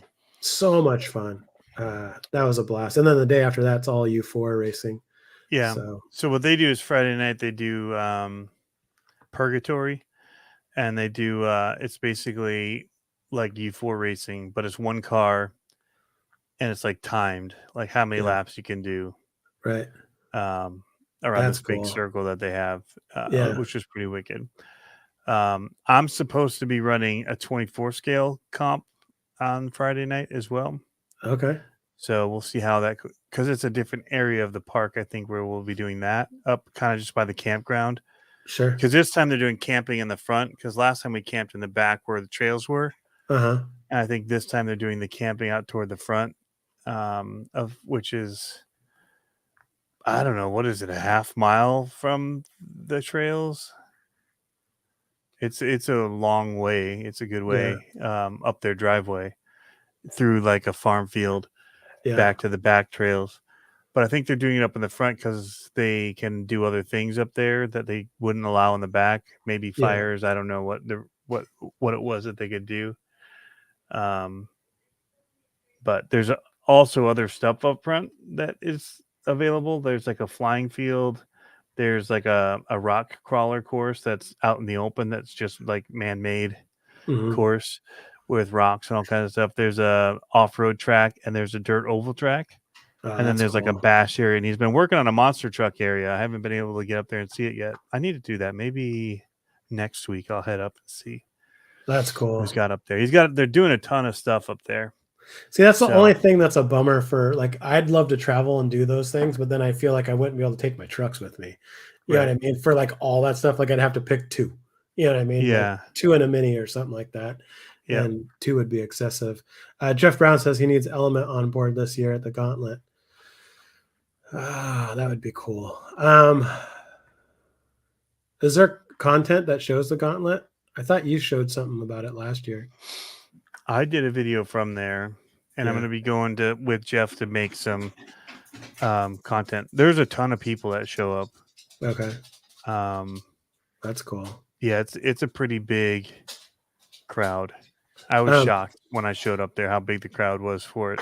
Not to change the subject, but Matt Harris asked if either of us have scale garage, like a scale garage build going. I don't do Dollhouse. And I don't mean that in a bad way. I don't really. That's not my. I love the scale stuff. People keep on trying to get me to do something like that, and I'm like, it's not for me. Yeah. We should do a Dollhouse challenge and just make it like as like opulent as we could make RC scale garage. Like every spot that I've designated to build one, I've had to put stuff yeah, like for other things, builds or yeah. now parts and stuff to sell. And Well, you know, my and vacuum what's former took the spot of where I was going to do it. yeah, and Yeah, you know, I thought about doing it as a like a photo swoop kind of a thing, but yeah, photos are dead right now on social media. No one watches photos or anything like, you know what I yeah. mean? Like you barely get any traction with them. So that's a tough one because I have shelves where I could make a scale My photos garage. get quite a few likes and things, but they're not monetizable currently. Right, right. Um, which doesn't matter to me. I still post them whether or Yeah. not there's money or whatever involved. I like them. So, I post the photos too. I just mean that like for setting up well, yeah, more now compose what it photos. would be just kind of little real like pans across Yeah, and slow motion moves you yeah, do with music yeah, yeah, and stuff. So you'd basically make it like a moving picture. yeah, yeah. Um, So I have these shelves that I thought about doing. You know, I have the typical Costco shelves that are like, you know, a box that I could just stuff a box in there and make a dollhouse out of it. But I can't really find something that I really, really get down with and like, you know what I mean? Like I thought about making like a taqueria kind of a place, but I was like, what does that have to do with RC cars? Like it doesn't have anything to do, but I thought it'd be cool. yeah. Says correct Tony on camping. Was it because of the fires or because of the stuff up front? I don't remember which part. I'd be down for Walter's trip next weekend. That's what Alex is saying. Yeah, I'll check my schedule, man. Maybe that's something we can work out. That'd be fun. Yeah, Jeff Brown next says he can weekend, send me some info. Yeah, July so 2nd. It gets tricky, but it's right the before the best 4th. the best place to send me info, Jeff, is either email or Instagram DMs. It's probably the best place for me. Two of them RC. I can't ever keep a space clear for a dollhouse either. I know, right? Yeah. Truth. Some people are all about it and that's their thing. I love it. I wish I could. That's the thing. I really agree. wish I could. Yeah. I mean, but if I think had a space for it, I would build a cool crawler course instead, like a tabletop one, you know? Like for Yeah. how big of a garage I'd want to make. Yeah. Well, and that's the thing is that I like super appreciate the skill and the time it takes to like lay something like that out.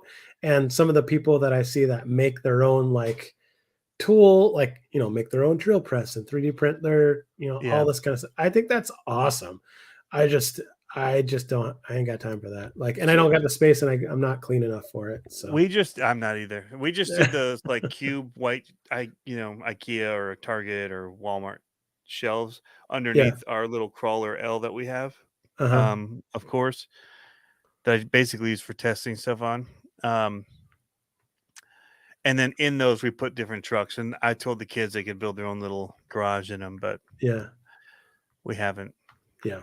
Yep. It's just they're just in there, Each one of Same the thing. cubes has a car in it with a radio, and it should Yeah. look nice and neat and tidy, but it looks like a tornado blew through our crawler community and jacked it all up.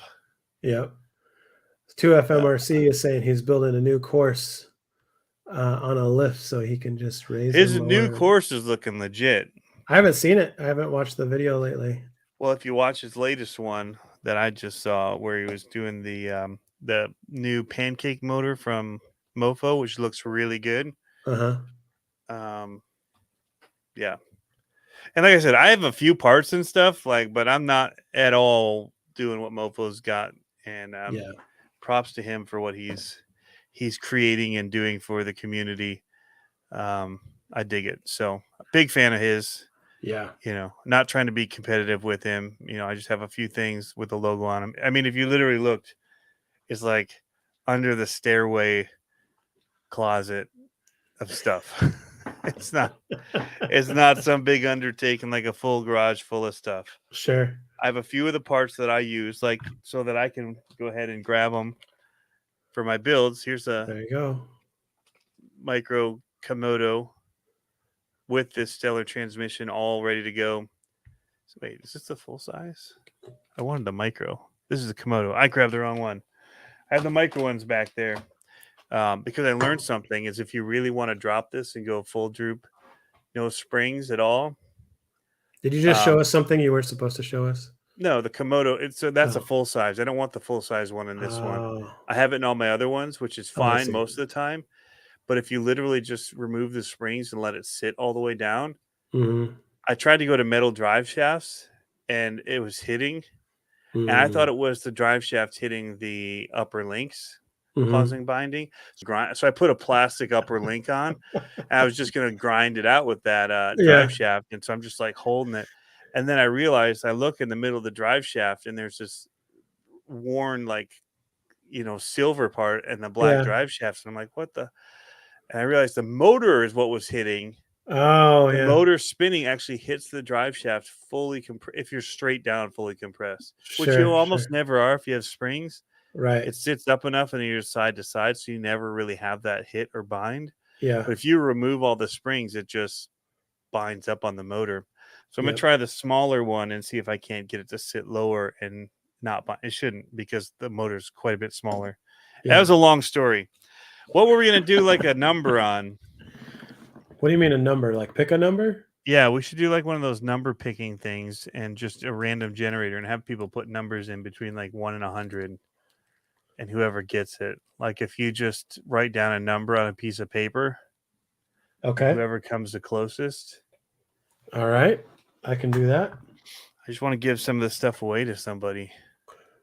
It's good stuff. It's good product. I got that quality product, man. It's Power Hobby quality right here. It's good stuff. How do I get a number generator? All I have, I could just write a number down. Yeah, but I just need to do a generator. So we'll do to pick the number? 100. Right. A number between 1 and 100. Whoever's closest first, top list. So if two people pick the same number, whoever did it first, which is going to be tricky because on my screen it may be different than on other people's screens. So we're going to go based on my screen. Okay, so Adam Locke is the top one that I've seen so far. No, for 23. But if there's another 23 lower down, Psycho Garage was the first one to chime in. He got 13. Of course he did. He doesn't have a big spread though, because Cody's 12 and not G10 is 14. So he doesn't have that Nope. that spread where he's got a lot of room to run. I think I'm gonna pick $1, Bob. Anyone know that reference? Come on. No. Oh, Billy Madison? No? Oh, seemed like it would have been from the Price is Right. Yeah. Oh, But yeah. that's what they always say. I thought it was like I'm them gonna go with making fun of $1. it. Okay, yeah. Just saying. $1. Price is Right. Yeah, it does. That was in college. That's what we did in college. We went to we had this place called Monster Parts was on Price is Right. Sorry to interrupt you. What? That's awesome. My dad's business partner's son, who worked for his t-shirt and embroidery company, was on, and he won a stinking snowmobile. That's awesome. Then I had to pay the tax on it. Yeah, but he sold it for a bunch. Yeah. So all right, we'll give everybody about one more minute. In college, that's what we do. We would skip class, and they had this thing called the sub, and it was like a cathedral seating kind of a thing, but in a circle. And they had TVs on every single angle. And on one side, it was like, on two sides, it was Price is Right. And on the other side, it was like CNN or whatever. This is back when they did real news. And it was like, oh, dude, it was awesome because we'd skip lunch or skip class and go get like breakfast at the sub because that's one of the dining halls. And we sit there and eat breakfast and watch Price is Right, not go to class all the time. So much. I love that show. Oh, yeah. All right, here we go. I'm going to share screen. Do it. Number generator. Ka-chow. So minimum is 1, maximum is 100. And we're just going to hit generate here, and it'll show the number over here, I think. Okay, I'm at the top of the chat where Psycho Garage posted, so I'll scroll down after. 47. 47. What do we have? Who got 47? There's a 50, 57 and a 33. 50. 50's close. James's RC Garage is 50. That's the closest so far. There was a 42. Was there?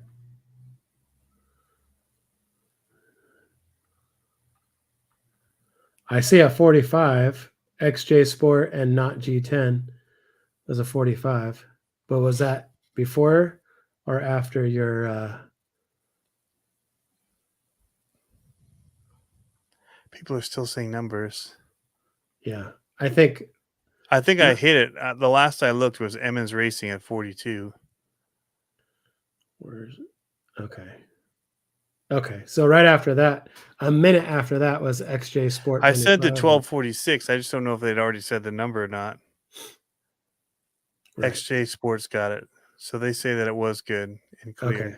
Well, then there's not G10 too, which is at the same timestamp, and they both have 45. He had 45. Well, my timestamp shows XJ Sports ahead of him, not G10, both saying 45. Oh, you're right. On top of it. So he said it first. Okay.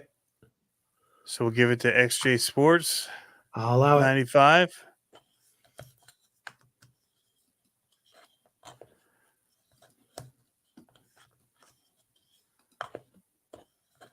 I should have looked and said stop. I should have done a stop point. I'll learn that from now on. All right, we're going to stop. This is the last person I'm taking.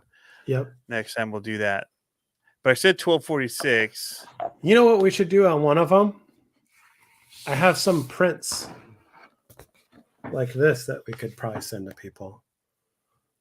These are, do you know what these are? I don't know if I have one near me. So congratulations. Oh, not G10 says not me. He was just commenting on XJ.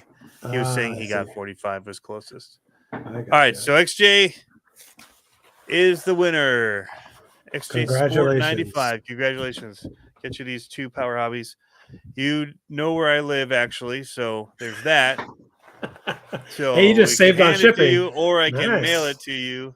Nice. Or I can drive it by your house sometime because I think I know where you live, ish.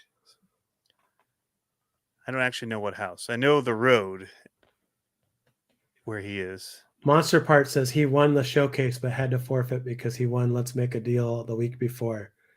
That Oh, sucks. But that's you're pretty just awesome. hitting all of them. Right. So this is what I was saying. Do you know what these are? Flags. Yes, they're feather flags. Yep. So you cut them and then you put a rod in between them and they're And then like, fold it around. yep. So maybe on one of these we can give away a sheet of these because I print them up and they're pretty cool. These are the small ones. These are actually 24 scale feather flags. Huh. And I What have I see Element. What are the other ones say on them? Taco Trail. Taco Trail. Oh yeah, your Taco Trail ones. Those are So, cool. so the reason why one's green and one's white is because Left when and you're, right. yep, when you're crawling, that's how it is. So there you go. Now you just turn the flag then, so based on which way. Yep. Because that one flag is flipped around, right? Both of those. Right. Yep. And so you just turn it so that where Whichever color is left or right. Yep.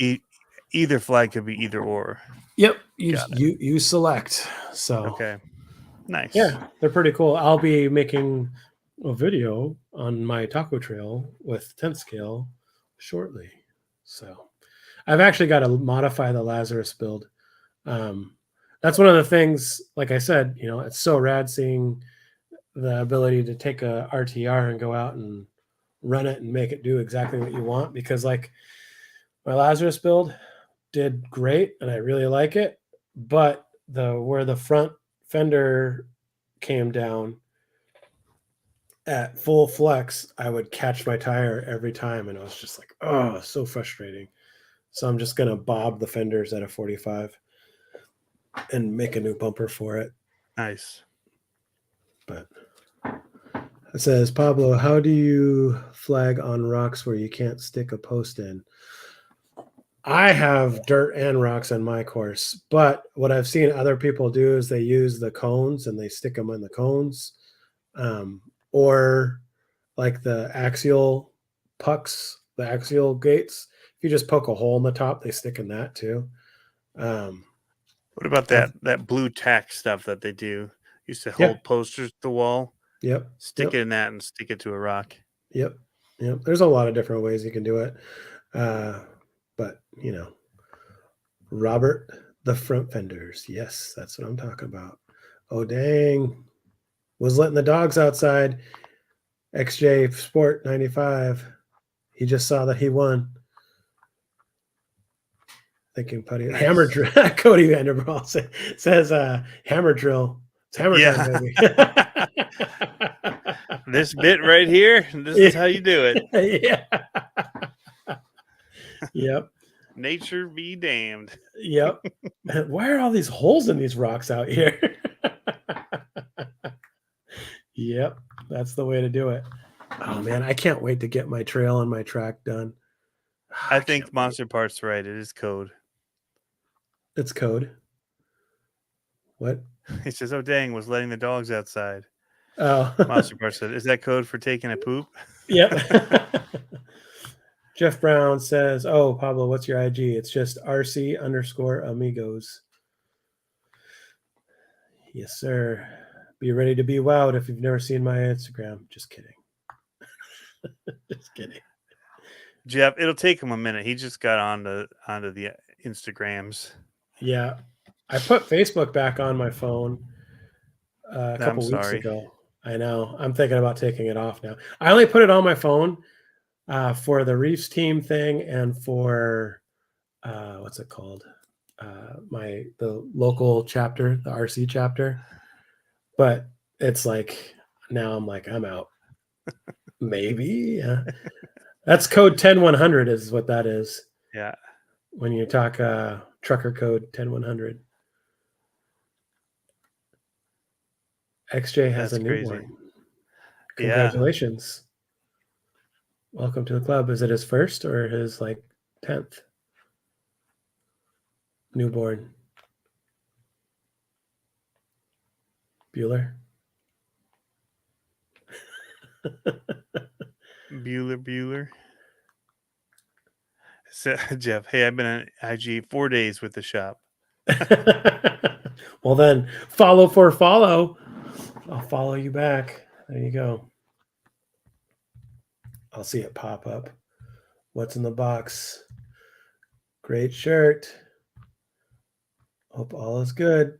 Oh yeah, he went to London for Monster Jam. So awesome. Sweet. Yeah, inches matter shirt.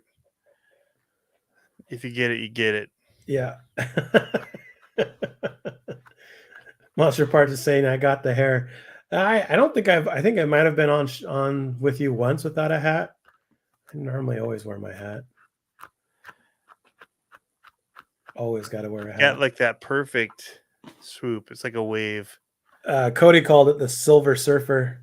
Yeah. Yeah, It's like a wave. Yep. Well, and it's because it's I don't have much product in it now. Normally I push it back. It looks all hot rod when I push it back. Now I just look like a surfer dude. Take it easy, Matt. Thanks for coming on the show, Silver Surfer. I had a brain fart on the Amigos part. Well, you know what happens.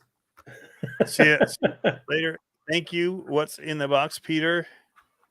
Ka-ching. I don't have the little sound effect. I was playing Risk Europe with my boys for the second night in a row to finish it. Not in a row. We took a day up between because I needed a mental break from playing the game. And we started today at like 8 and at like 10 something. Like we're just trying to finish. And I'm like, oh my God. Like 2.5 hours later after we started, the end is not in sight still. And I mean, it's close. Like my one son's about to win because I've been trying to help him win this whole time. Like he's the only one that hasn't won. And you know how you kind of throw it a little bit because I keep winning. Yep. And my other son won once who doesn't have strategy really not like his brother tries so hard and he's all into like he reads all these military books and he's just got all these he tries too hard and he has these big grand ideas and we screw it up because we have no strategy and he would never have seen where we would have done the move that we did that just blew up his whole plan. But yeah, so I'm trying to help him win. Yeah. And just can't get it done in time. But I didn't get the air conditioning going in my office in time. It was so hot up there and it's so loud because the window's like right there. Yeah. And so I can't have it running while we're on. Yeah. Or while I'm on, because all it does is pick it up. So I had to be down here because the basement's at least somewhat cool. Yep. Hey, what's going on, JTRC? Thanks for coming on the show. Hey. He just did a super sticker. Thank you very much, JT. Awesome. Awesome. Some people were asking earlier about the new Creighton line. Oh, yeah. There's a lot of mixed talk on it, and here's my stance on it. And I didn't know it was coming. I had just done a stinking RC Conspiracies. Had no idea Arma was about to drop something. Then the very next day they do the teaser. I thought Axial was teasing up that they were going to have some stuff coming, but my thought on it is everyone's like at that price point, why not put it more in the middle of the 3S and the 6S? You know, why not just get a 6S?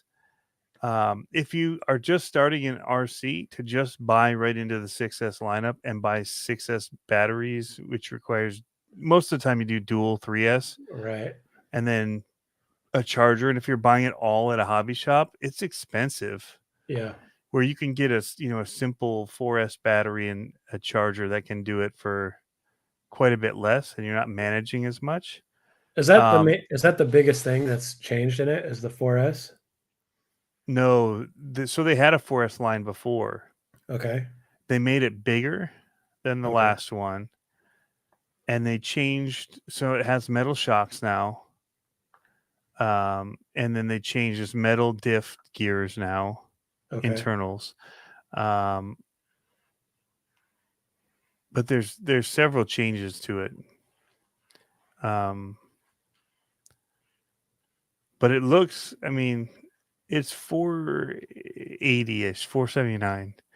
So it's still $100 cheaper than the X Max or the Max 4S. It's about $130 more than the 3S lineup, but there's a lot of considerable upgrades over it. Right. So the diffs being one and shocks alone, those two things are a pretty big price increase, in my opinion. But they reworked the wheelie bar. They've reworked a ton of stuff with it.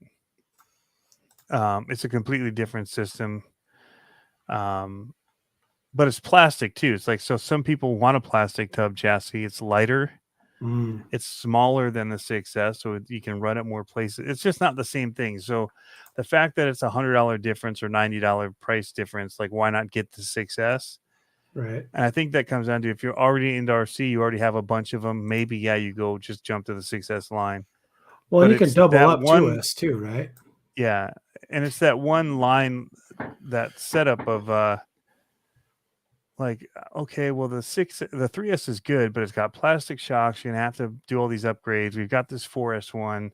It's here $479. It hasn't broken that $500 plateau yet for somebody. Mm-hmm. It's got it's already upgraded, so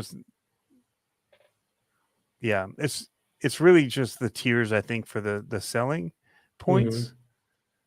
But yeah, I still want to look at getting into something like that. Like, I still want to get the Rival 8 or whatever it's called, the team associated one. yeah, I saw it. I watched the video that JT made on that, and it sold me. Like, I thought that looked really rad. yeah. The thing is, it's one of those things, like we talk about, though. Like, Arma's got the part support, and they got all that other kind of stuff. Yeah. So it's a good comparison to the Team Corrali, yeah, Skeeter, yeah. I like the way also, that looks. I honestly say it's kind of really comparable to, I know the Red Cat Kaiju is 6S. I think their electronics are 6S capable. I don't know that all of the other components of them I would rate 6S capable, because you really start blowing stuff out on 6S with that. Sure. I've had it be super durable on 4S, and the second I do 6S, every run I tend to break something, like a drive cup or something. The drive cups just aren't strong enough for 6S power. So I consider feel it like to be more of a 4S car, and so it really puts it in that kind of playing field of those type of plastic chassis. Right. I feel like that's true for a lot of these different vehicles, though. Like, once you bump it up to that next tier that it can do, you're just kind of flirting with disaster. But that's part of the hobby. I mean, you know what I mean? That's part of it. And but yeah, like, I like our Nomads, they're 4S compatible. We typically run them on 3S. Okay. But every now and then, if I make it into the A main or whatever, I'll definitely throw the 4S in and give a little extra punch. But sometimes the terrain just doesn't allow it. You know what I mean? Like, it's just, you don't need it. It almost just gets in trouble. Exactly. Yeah. Yep. So that's why I feel like going to Badlands, if I take the Rift and I do the whole comp thing again that they did, the rock racing one that I won the first year, I would probably put a 3S in it and just kind of cruise, because you go too fast and you just start having issues. Yep. So yeah, I think it looks, I think it hits a market. Every market isn't for every person, and that's what's so annoying about social media, is that everybody thinks it needs to be for them, or that it needs to be for the 6S people or a certain thing. Like, it's not every vehicle is made with every person in mind. There's a very specific person that they're catering to, right, who is going to be perfect for that 4S lineup. I actually don't love the 6S lineups personally myself.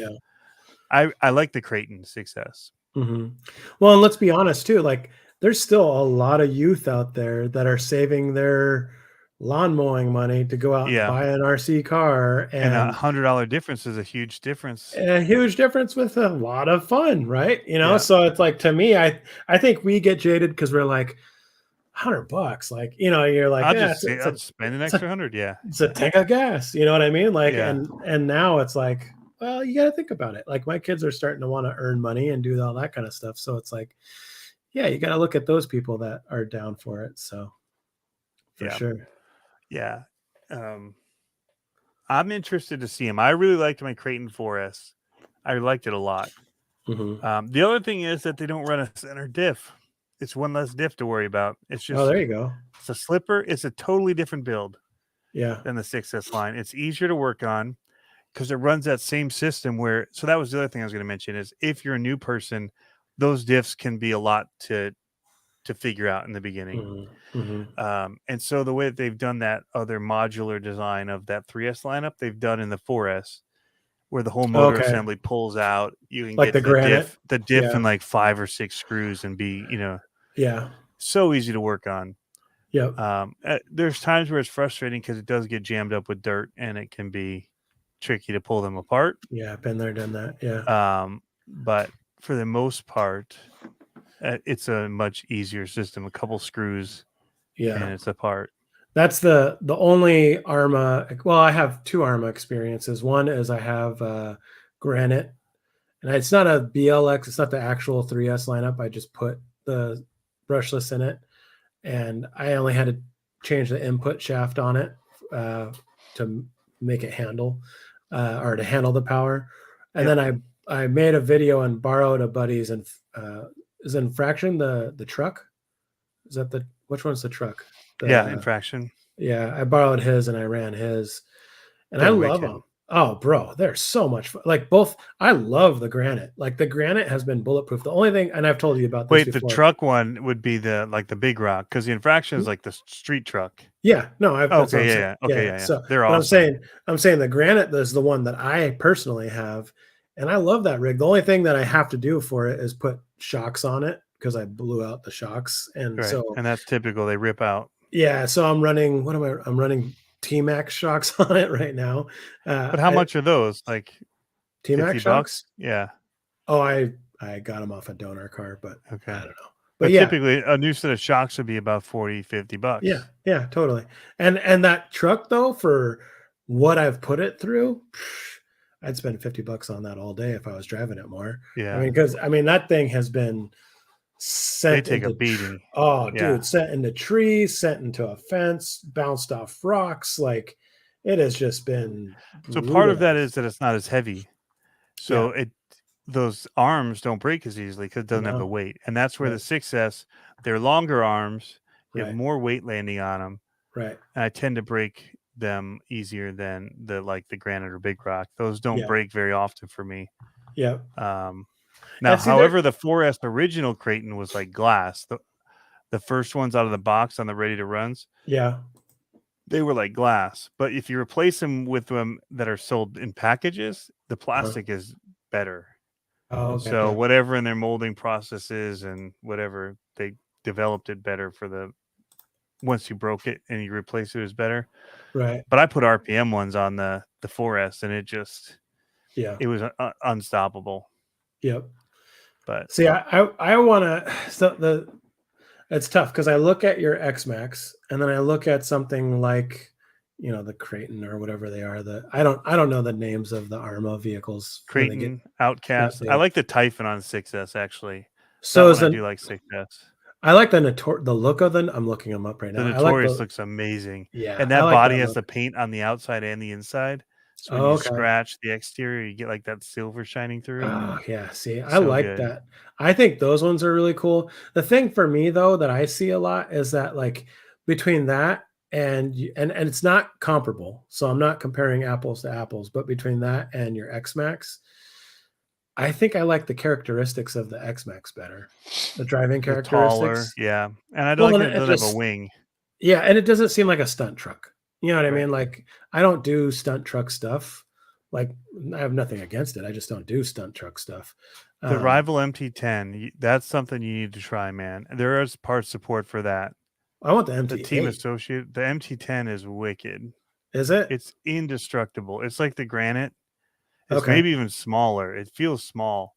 Yeah. But it is indestructible, man.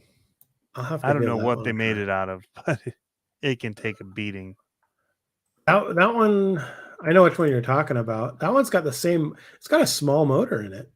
Yeah, It's got just a little 3S motor in it. it rips. It's a 3S ripper, man. Yeah, 3300 kV, I think. But it's got a monster truck stance ish to it. Yeah, That's what's cool about it. It sits taller. yeah. See, the reason why I'm leaning towards the MT8, my little secret, is because that platform is very close to the Nomad. Oh yeah, for parts. Very well, and so if I wanted to, I could probably take the tires and wheels off of it, change a little bit of geometry, and put a cage on it, and then I have a U4 RC 8-scale buggy kind of a thing. So, but both of them would be nice. Yeah, Matt Boyson says I had bad luck with the granite diffs. I haven't had a single diff issue in any of my 3S line. I know people talk about it being plastic and all that.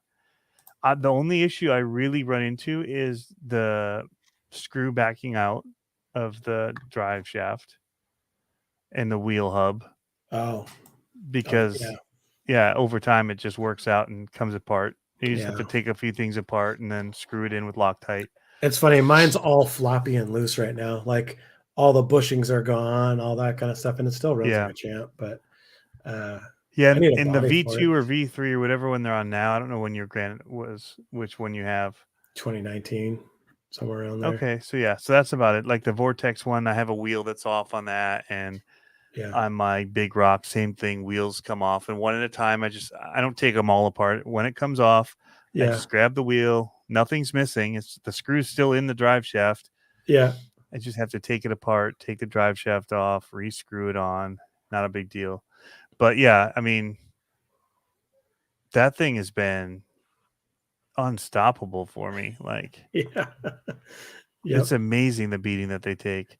I mean, but diffs are a thing too. Like everybody drives different, and so that's a big part. If you're on road and you're on high traction or high grass traction, and you're just full speed and cornering and hitting the brakes hard, landing on throttle, there's a lot of things. So for me to have one experience doesn't mean everybody else will have the same experience, because not everybody drives like me. So take it easy, Alex, XJ. man. Yeah. Dad duty calls. I get it, man. I'll be in touch with you about these Power Hobby diff covers. So yeah. I heard that crunch that you had on yours when you were trying to turtle it over on your X-Max, and I was I was like, ooh. Yeah. I hope it was body rub. I think it was, but it didn't sound like it. I think you're being optimistic. Yeah. I know that those pinions and those spur gears are hot metal. So certain ones, the mix isn't right, and right out of the box, the teeth just fall off. Like, so speaking I've been of lucky so far. Speaking of that kind of stuff, I finally got set up with 2 affiliate links. We talked about it a long time ago, and I finally got set up for it. MT8. I saw that MT8 is really close to the Kaiju. I thought about that too. So I've got, when you talked about gears, I've got a Asia Tees affiliate link, and I was looking at some of their stuff. Some of their stuff looks pretty rad, man. Like they have the GPM brand, which has a bunch of aluminum parts for all kinds of stuff, for the SMT10, the Baja Ray, a lot of enduro stuff, a lot of cool stuff. So I'm excited about that. And then I finally landed a main affiliate link. So that'll be in my links on Instagram. So hopefully if people shop through that, they'll do a little kickback, which will be fun. Yeah. Ever have one of those dreams where your teeth fall off? Oof. No. I do about my X-Max. I was in the hobby shop, Hobby Town in Virginia Beach. And a guy bought an X-Max and all the batteries, whatever, took it out to the parking lot, hit the throttle, and brought it back in. All the teeth are sitting on the inside of it, like just literally stripped right out. What the hobby shop They just swapped him out a new one and called Traxxas. Nice. Yeah, that's cool. That's the way to do it. So that sucks. yeah, they were like that wasn't anybody's fault. That is a faulty product. Yeah. And we're not going to have you sitting down after you just spent $1,500 and didn't do anything wrong. Like, right. yeah. That's a tough one when you spend that kind of dough. Yep. For sure. I was looking at trying to find a used UDR somewhere, and they're still pretty expensive used. They're like Yeah, they are. $700 used, somewhere around there, $600-700. The only thing I don't like about them is taking out everything apart to get internally to if you have to work on a servo or anything. But that's the thing. I just don't think that you need too much. I mean, I would change the servo out like right away. Right. But I don't think you need to do much to it. I'd change the servo out and put a different receiver in it so I could run my controller or my transmitter. But I don't think I would do a whole lot for that. That's the thing. I really need. I really want to do the with something like that. It's just one of those rigs that I just don't see that I'd do a whole lot to it. It says the third members are weak though. Monster parts On the UDR. He says I want a UDR so badly. The third members are weak though. Yeah, I've seen that, and I've seen some of the companies, Vivaton or whatever it is, makes a bigger bearing for the third member. Like everything is a little bit bigger. I thought that's what they did on theirs, because I know it's the same thing on the Baja Ray. People always say that about the Baja Rays, that the third member blows apart the ring and pinion, and mainly it's because of that bearing that gets worn out so bad. But it looks like it's easy enough to get to that. Oh yeah, for sure. In those type of axles, so maybe that's the next Traxxas I need to get. Yeah, that would be cool. You could get it. You should get it. Yeah, thanks. So this looks like that FCX. I'm finally looking at it. The wheels look like they're off of their mud tractor thing, that Unimog. Oh, hang on a second. I'm being some.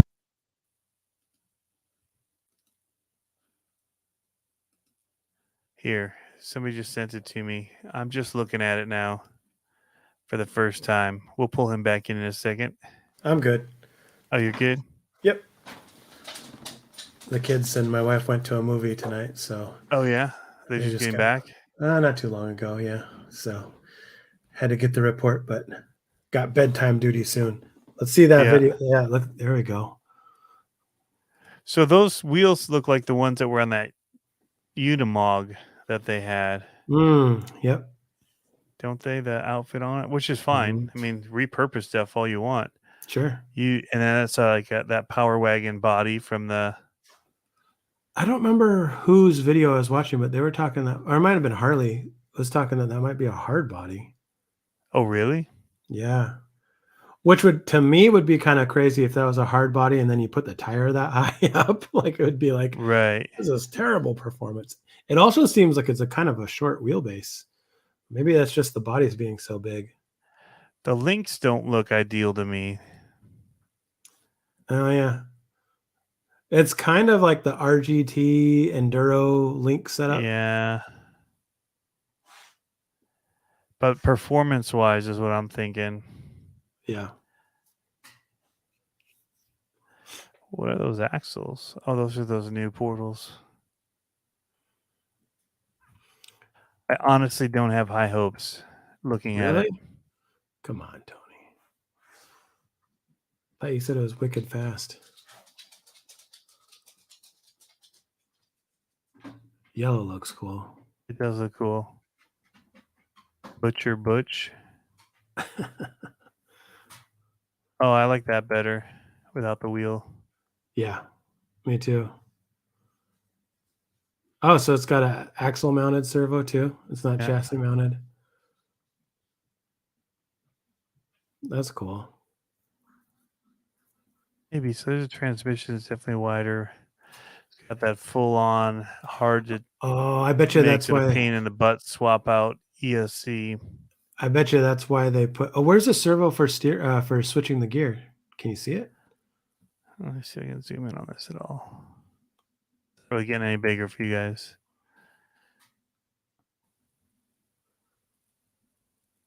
Sled pulling coming soon. They have a weak member. So Take it easy, Matty Boyson. man, Thanks what for is stopping going by. on? This site is going all over the place. Take it easy, Monster Parts. It says he's See, checking man. out. Okay, so you can just remove that whole roll cage on Yeah, either of them. yeah, Easy that's enough. cool. I'm sure a lot of people do some cool stuff with that back end. All right, so there's that servo. But I'm interested in how they change gears. Big wide transmission plate here. Because that could be expensive, right? Like if you get 2 fancy servos. This looks like a servo right there, yeah. Maybe I can't see really, but I'll take your word for it. I think that's probably one that'll do it.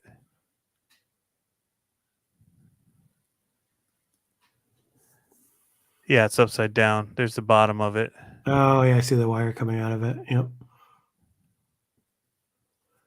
Derek Williams saying it is a hard body. Look at how tucked in that battery is.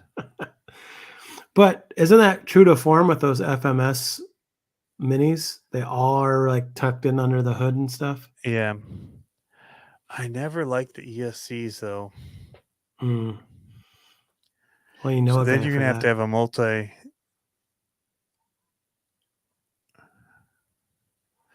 multi-function, because that's got the receiver built in. So you'd have to cram a receiver and a new ESC in here. Oh yeah. Well, it's got some room, I guess, right here. And doesn't There's FearTech quite a have a lot going new? on. Didn't they have an ESC receiver now? Or is that Fly Sky that I saw with a really tiny receiver? No, FearTech has a mini receiver for the Avatar. Yeah, I have it right here. There it is. It's So there's small. room for all that. There's room if you run that. Run that in a Lizard. Yeah, but if that's multi-channel for changing gears, yeah, you can fit those in there. How many channels That is makes it the Avatar? expensive. Yeah, well, that's what I'm saying. Like, imagine buying 2 fancy servos, the Lizard, the Yeah, Avatar. I mean, it new turns links. into It's got to have new links. Those links don't look great. it turns into a $500 mini crawler. That's, I don't know. I think it's cool. If the price isn't, I don't know. It also might be one of those things where everything's pretty good out of the box. It may wow us. Yeah. But I have a feeling it's just going to be one of those driving around your garden and not going to be super comp ready. I'm interested to see that 2-speed. Because what if you changed that and made that into a U4 racer? Dropped it down a little lower, put some shock keys on it, and then you had 2 speeds for going for the boogie, full tilt boogie. Yeah, the link setup is. It's like a monster truck. It's like a mud truck. truck. Is it a Y in the rear as well? I can't tell. Yep. They look like Y and Y. Yep. Dual wishbone.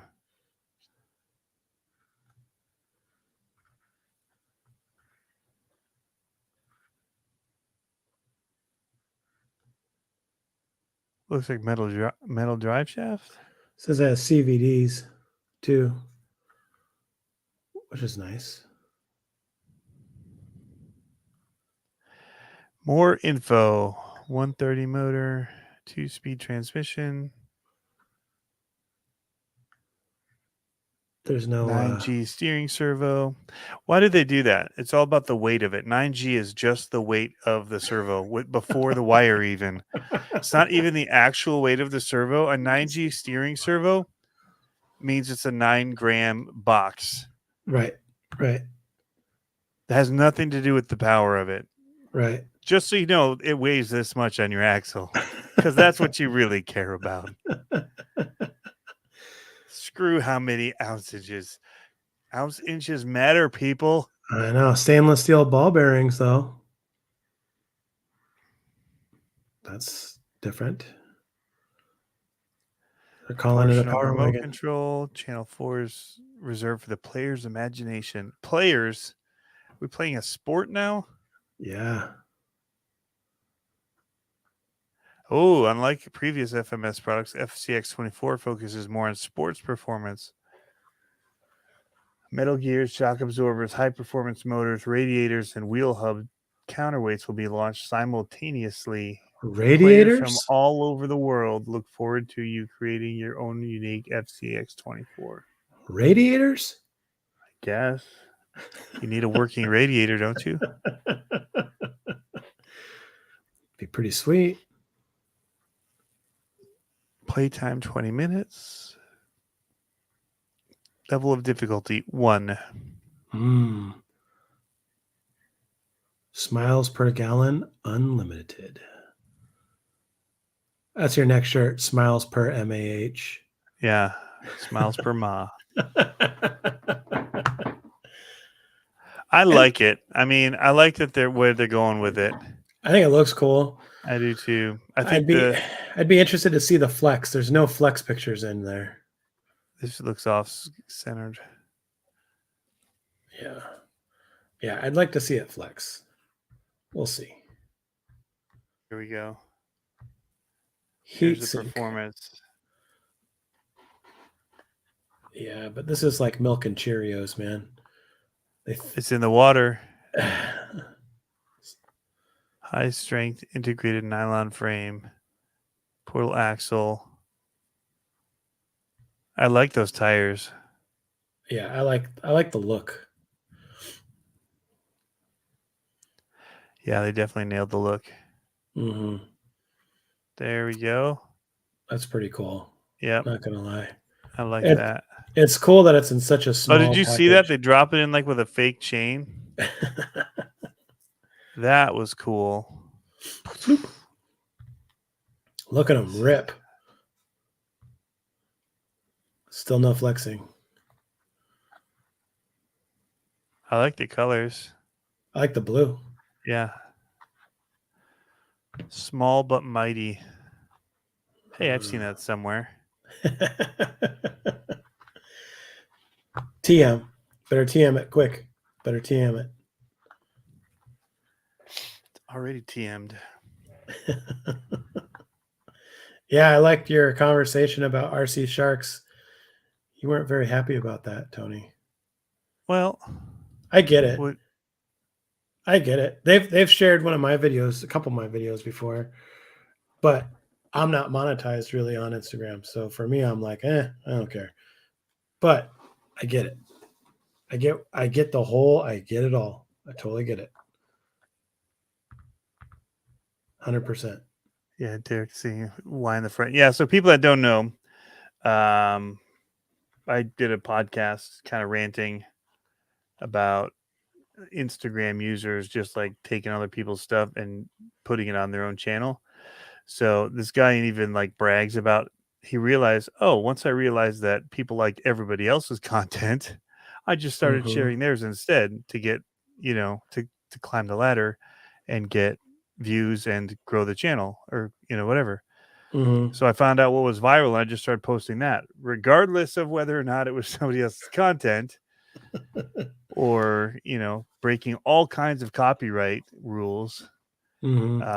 Because there's a difference between sharing somebody's video and like downloading and re-uploading somebody else's content. Screenshotting and cropping. Well, they're even cropping stuff out. So like if it was this video, they'd actually take it and they'd zoom in to crop out our logos in the top corner because they knew what they were doing. Yep, 100%. The whole time. So yeah. And I messaged him and he wasn't responding. And finally he did, like, because everybody went in and started blasting his thing saying, hey, it's not cool to steal people's content. Hey, this is CCXRC's video. Yeah. You're using it without permission, all this stuff in there. And they finally went to the message and saw, I guess, my message where I said, like, hey, man, like, I spent a lot of money to do this. You can't just take my stuff and try to make money off it. Like, he's got like 250,000 subscribers or something, 150,000. Yep. So he's making a ton of money on those reels. He's only posting reels because he's got to have that real play bonus. Right. It's just like every single view you have and share you have means that somebody that potentially would have only seen it because of mine now doesn't. Right. And other people are sharing it and saying, check out RC Shark's video. So the fact that he goes in and actually like puts a little credit hidden in there, Yeah. where it was filmed, it people don't look at that. No. So it comes off as being his. What really pisses me off though is that like Horizon Hobby follows him, Traxxas follows him, like all these companies follow him. Well, so I followed him. I still follow, but I followed when they were small. Like I think he started in like 2020, 2019, somewhere around there. 2019, yeah.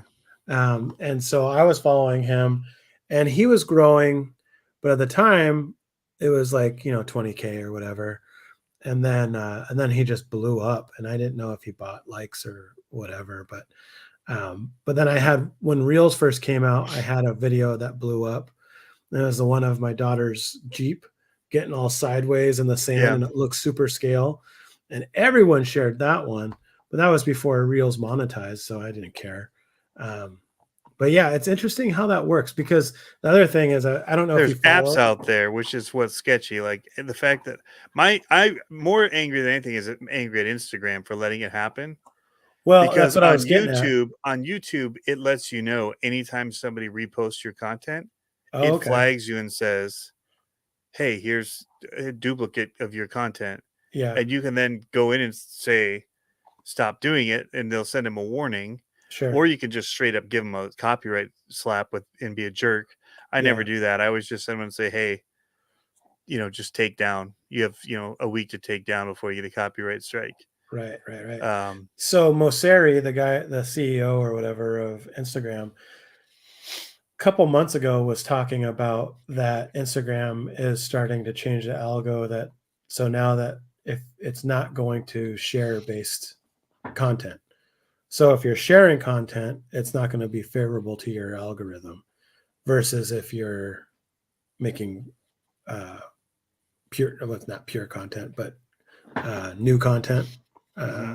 So it'll be interesting. But there isn't a way to share it anyway. The only way you can share it is the story, and that's not really right. No, but that's what I mean. Sense. They're looking for just original content, is what the new algorithm is looking for. Right, but story doesn't really take that into account. Story is a place for sharing stuff where it doesn't really affect your algorithm. Stories don't bother me too much. Yeah, because but you can't actually share something. I can't share your video in my feed through Instagram. I would have to use a repost app, which is actually illegally downloading and reposting the video as yours. Right. It's not technically sharing. Yeah. It's I wonder how, and this is just duplicating the content, basically. Yeah. This isn't playing devil's advocate, but I wonder how this will work, because they said that, and then they came out with a new feature, not a new feature, but they started pushing the new feature where you remix the video. Yeah.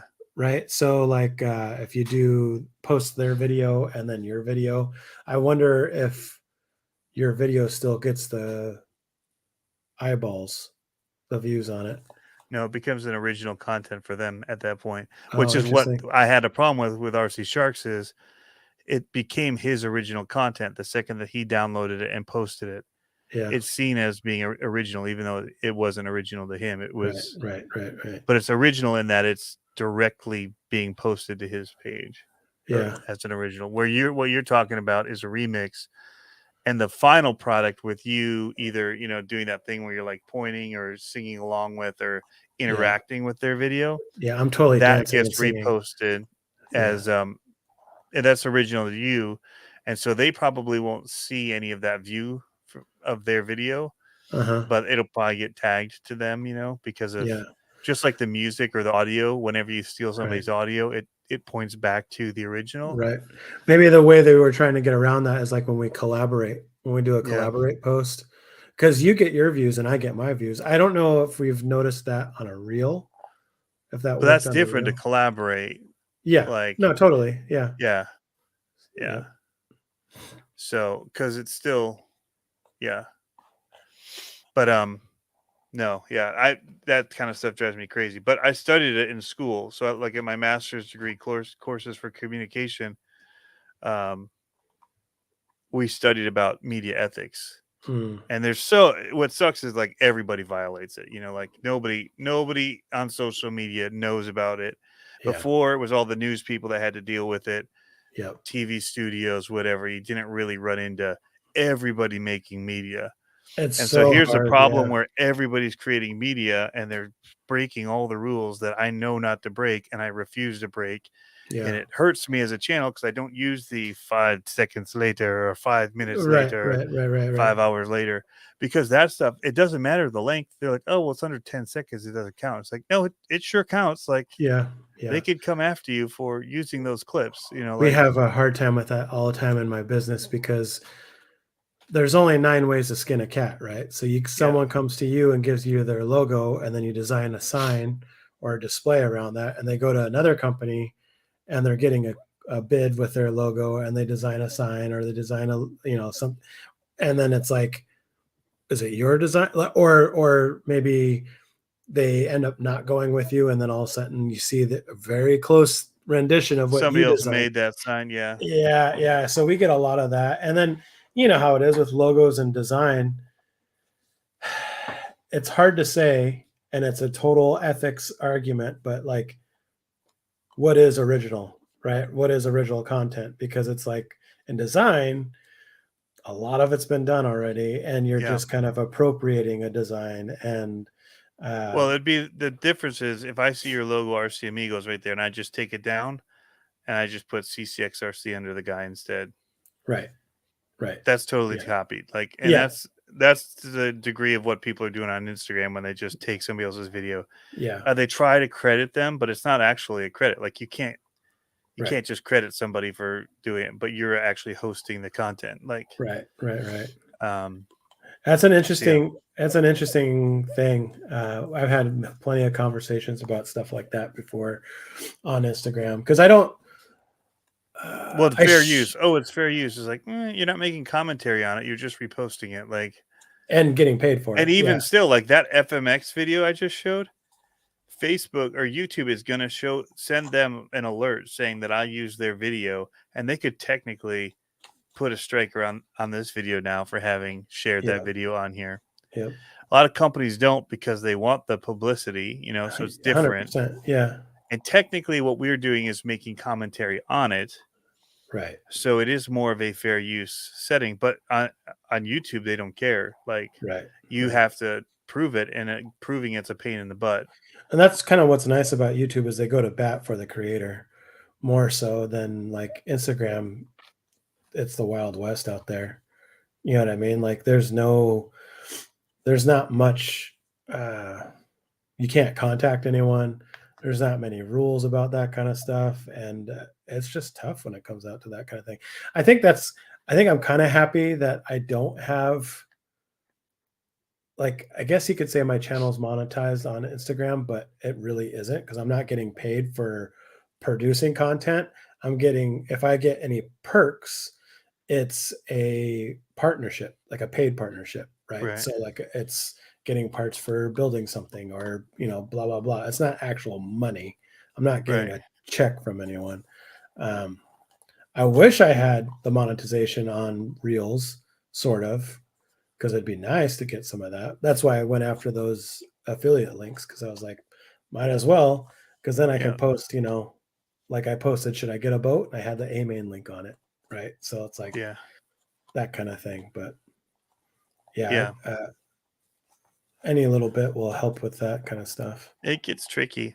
Derek Williams has a whole bunch of stuff in here about the FCX. And you were saying yes to the Y in the front and rear. He said that the shocks actually look pretty good. Yeah. Decent Um, amount of flex for a stock setup. the plugs on the ESCs are tiny.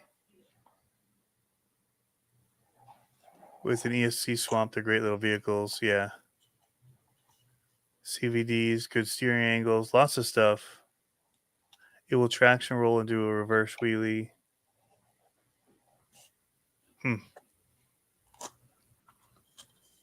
What's in the box? No issues with the X-Max. Yeah. Yeah. I struggle with a lot of it because, I took so many of those classes, and it's, they're not going after most people. They're really being pretty lenient on a lot of stuff, like the SpongeBob stuff and using those little 5-second little zingers from movies. Right. But those movies, in a lot of ways, just because they like technically There's they could take the monetization from you through their there's a Paramount. lot of talk. There was a lot of talk here probably 4 years ago with the Seahawks, because there's a lot of people making vendor stuff that's like Seahawks stickers, Seahawks metal cut signs, Seahawks blah blah blah. Yeah. And the Seahawks said, I think they came out and said it, and they said, hey, any publicity is good publicity, but you just know that you're going to pay for the real stuff. So like, a real jersey is a $200 jersey or whatever versus like someone that's just getting a, as if that's the trademarks and yeah. But basically they're like, why would we go after people for supporting us as a whole? You know what I mean? But that is different than someone taking content like that. Well, because they're not making their money for the use of their name. That's why. Yeah. Right. But yeah, it's harder. They're big enough. They make enough that it doesn't matter. Yeah. Like somebody like me, like that video, I spent so much money to go down to Monster Jam to film that video of that gravedigger. Yeah. That nobody else would get unless they spent the time and money to go there. Yeah. They don't have that footage. And so for somebody else to just take that footage that had so many hurdles for me to jump through to get, did they reply is what to you really nicely? pissed me off. He's like, got it, thanks, or something like that. And then he removed the video. So yeah. What do you expect? I mean, yep. No, it's fine. But yeah, it's those things where they don't know. Right. But yeah, I actually also just bought a video camera, old school camcorder. Nice. Oh yeah, baby. VHS, or does it have the DV? No, it's DV tapes. It's a Panasonic. No, it's all SD card.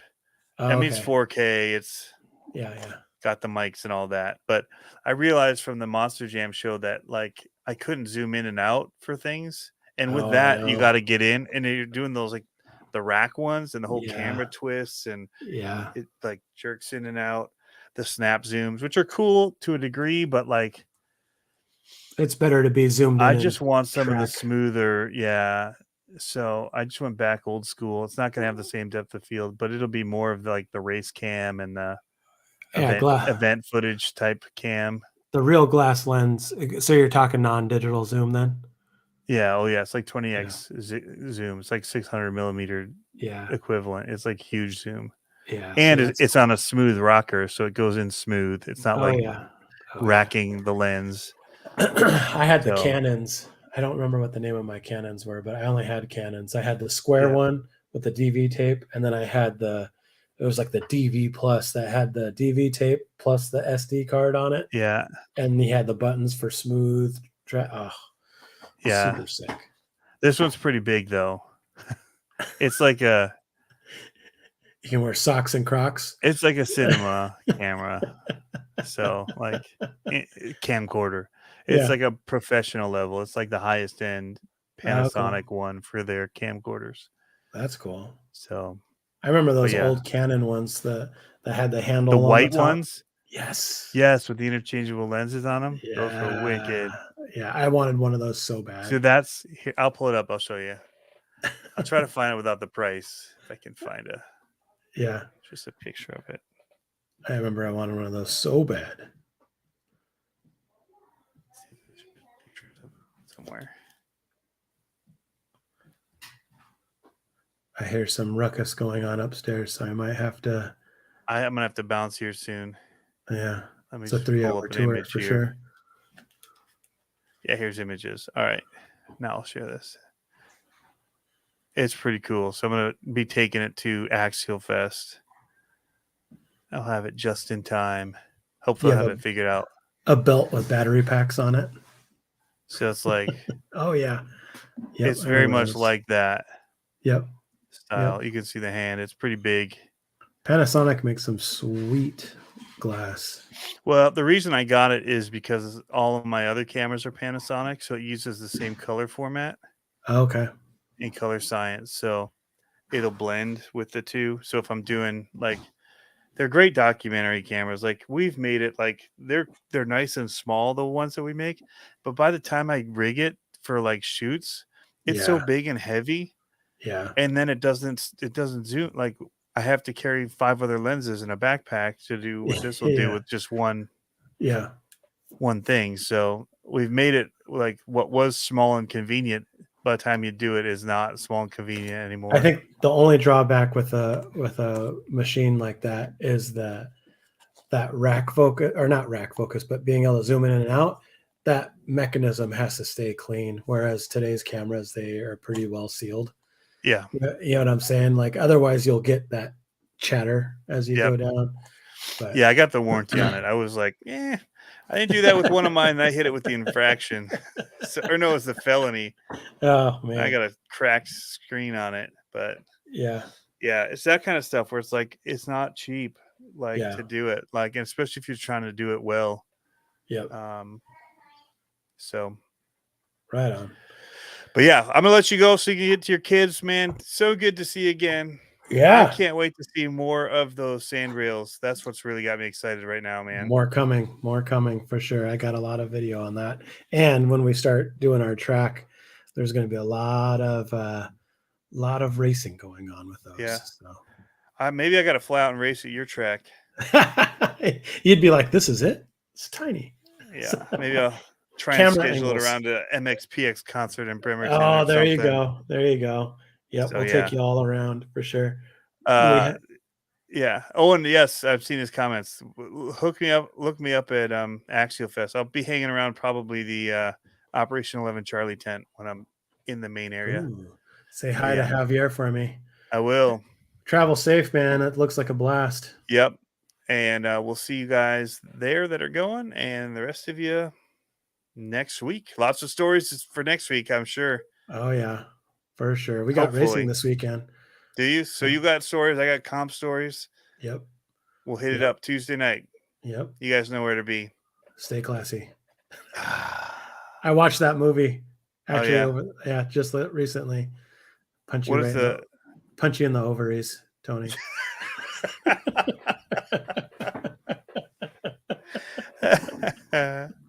oh gosh. All right, and we're off.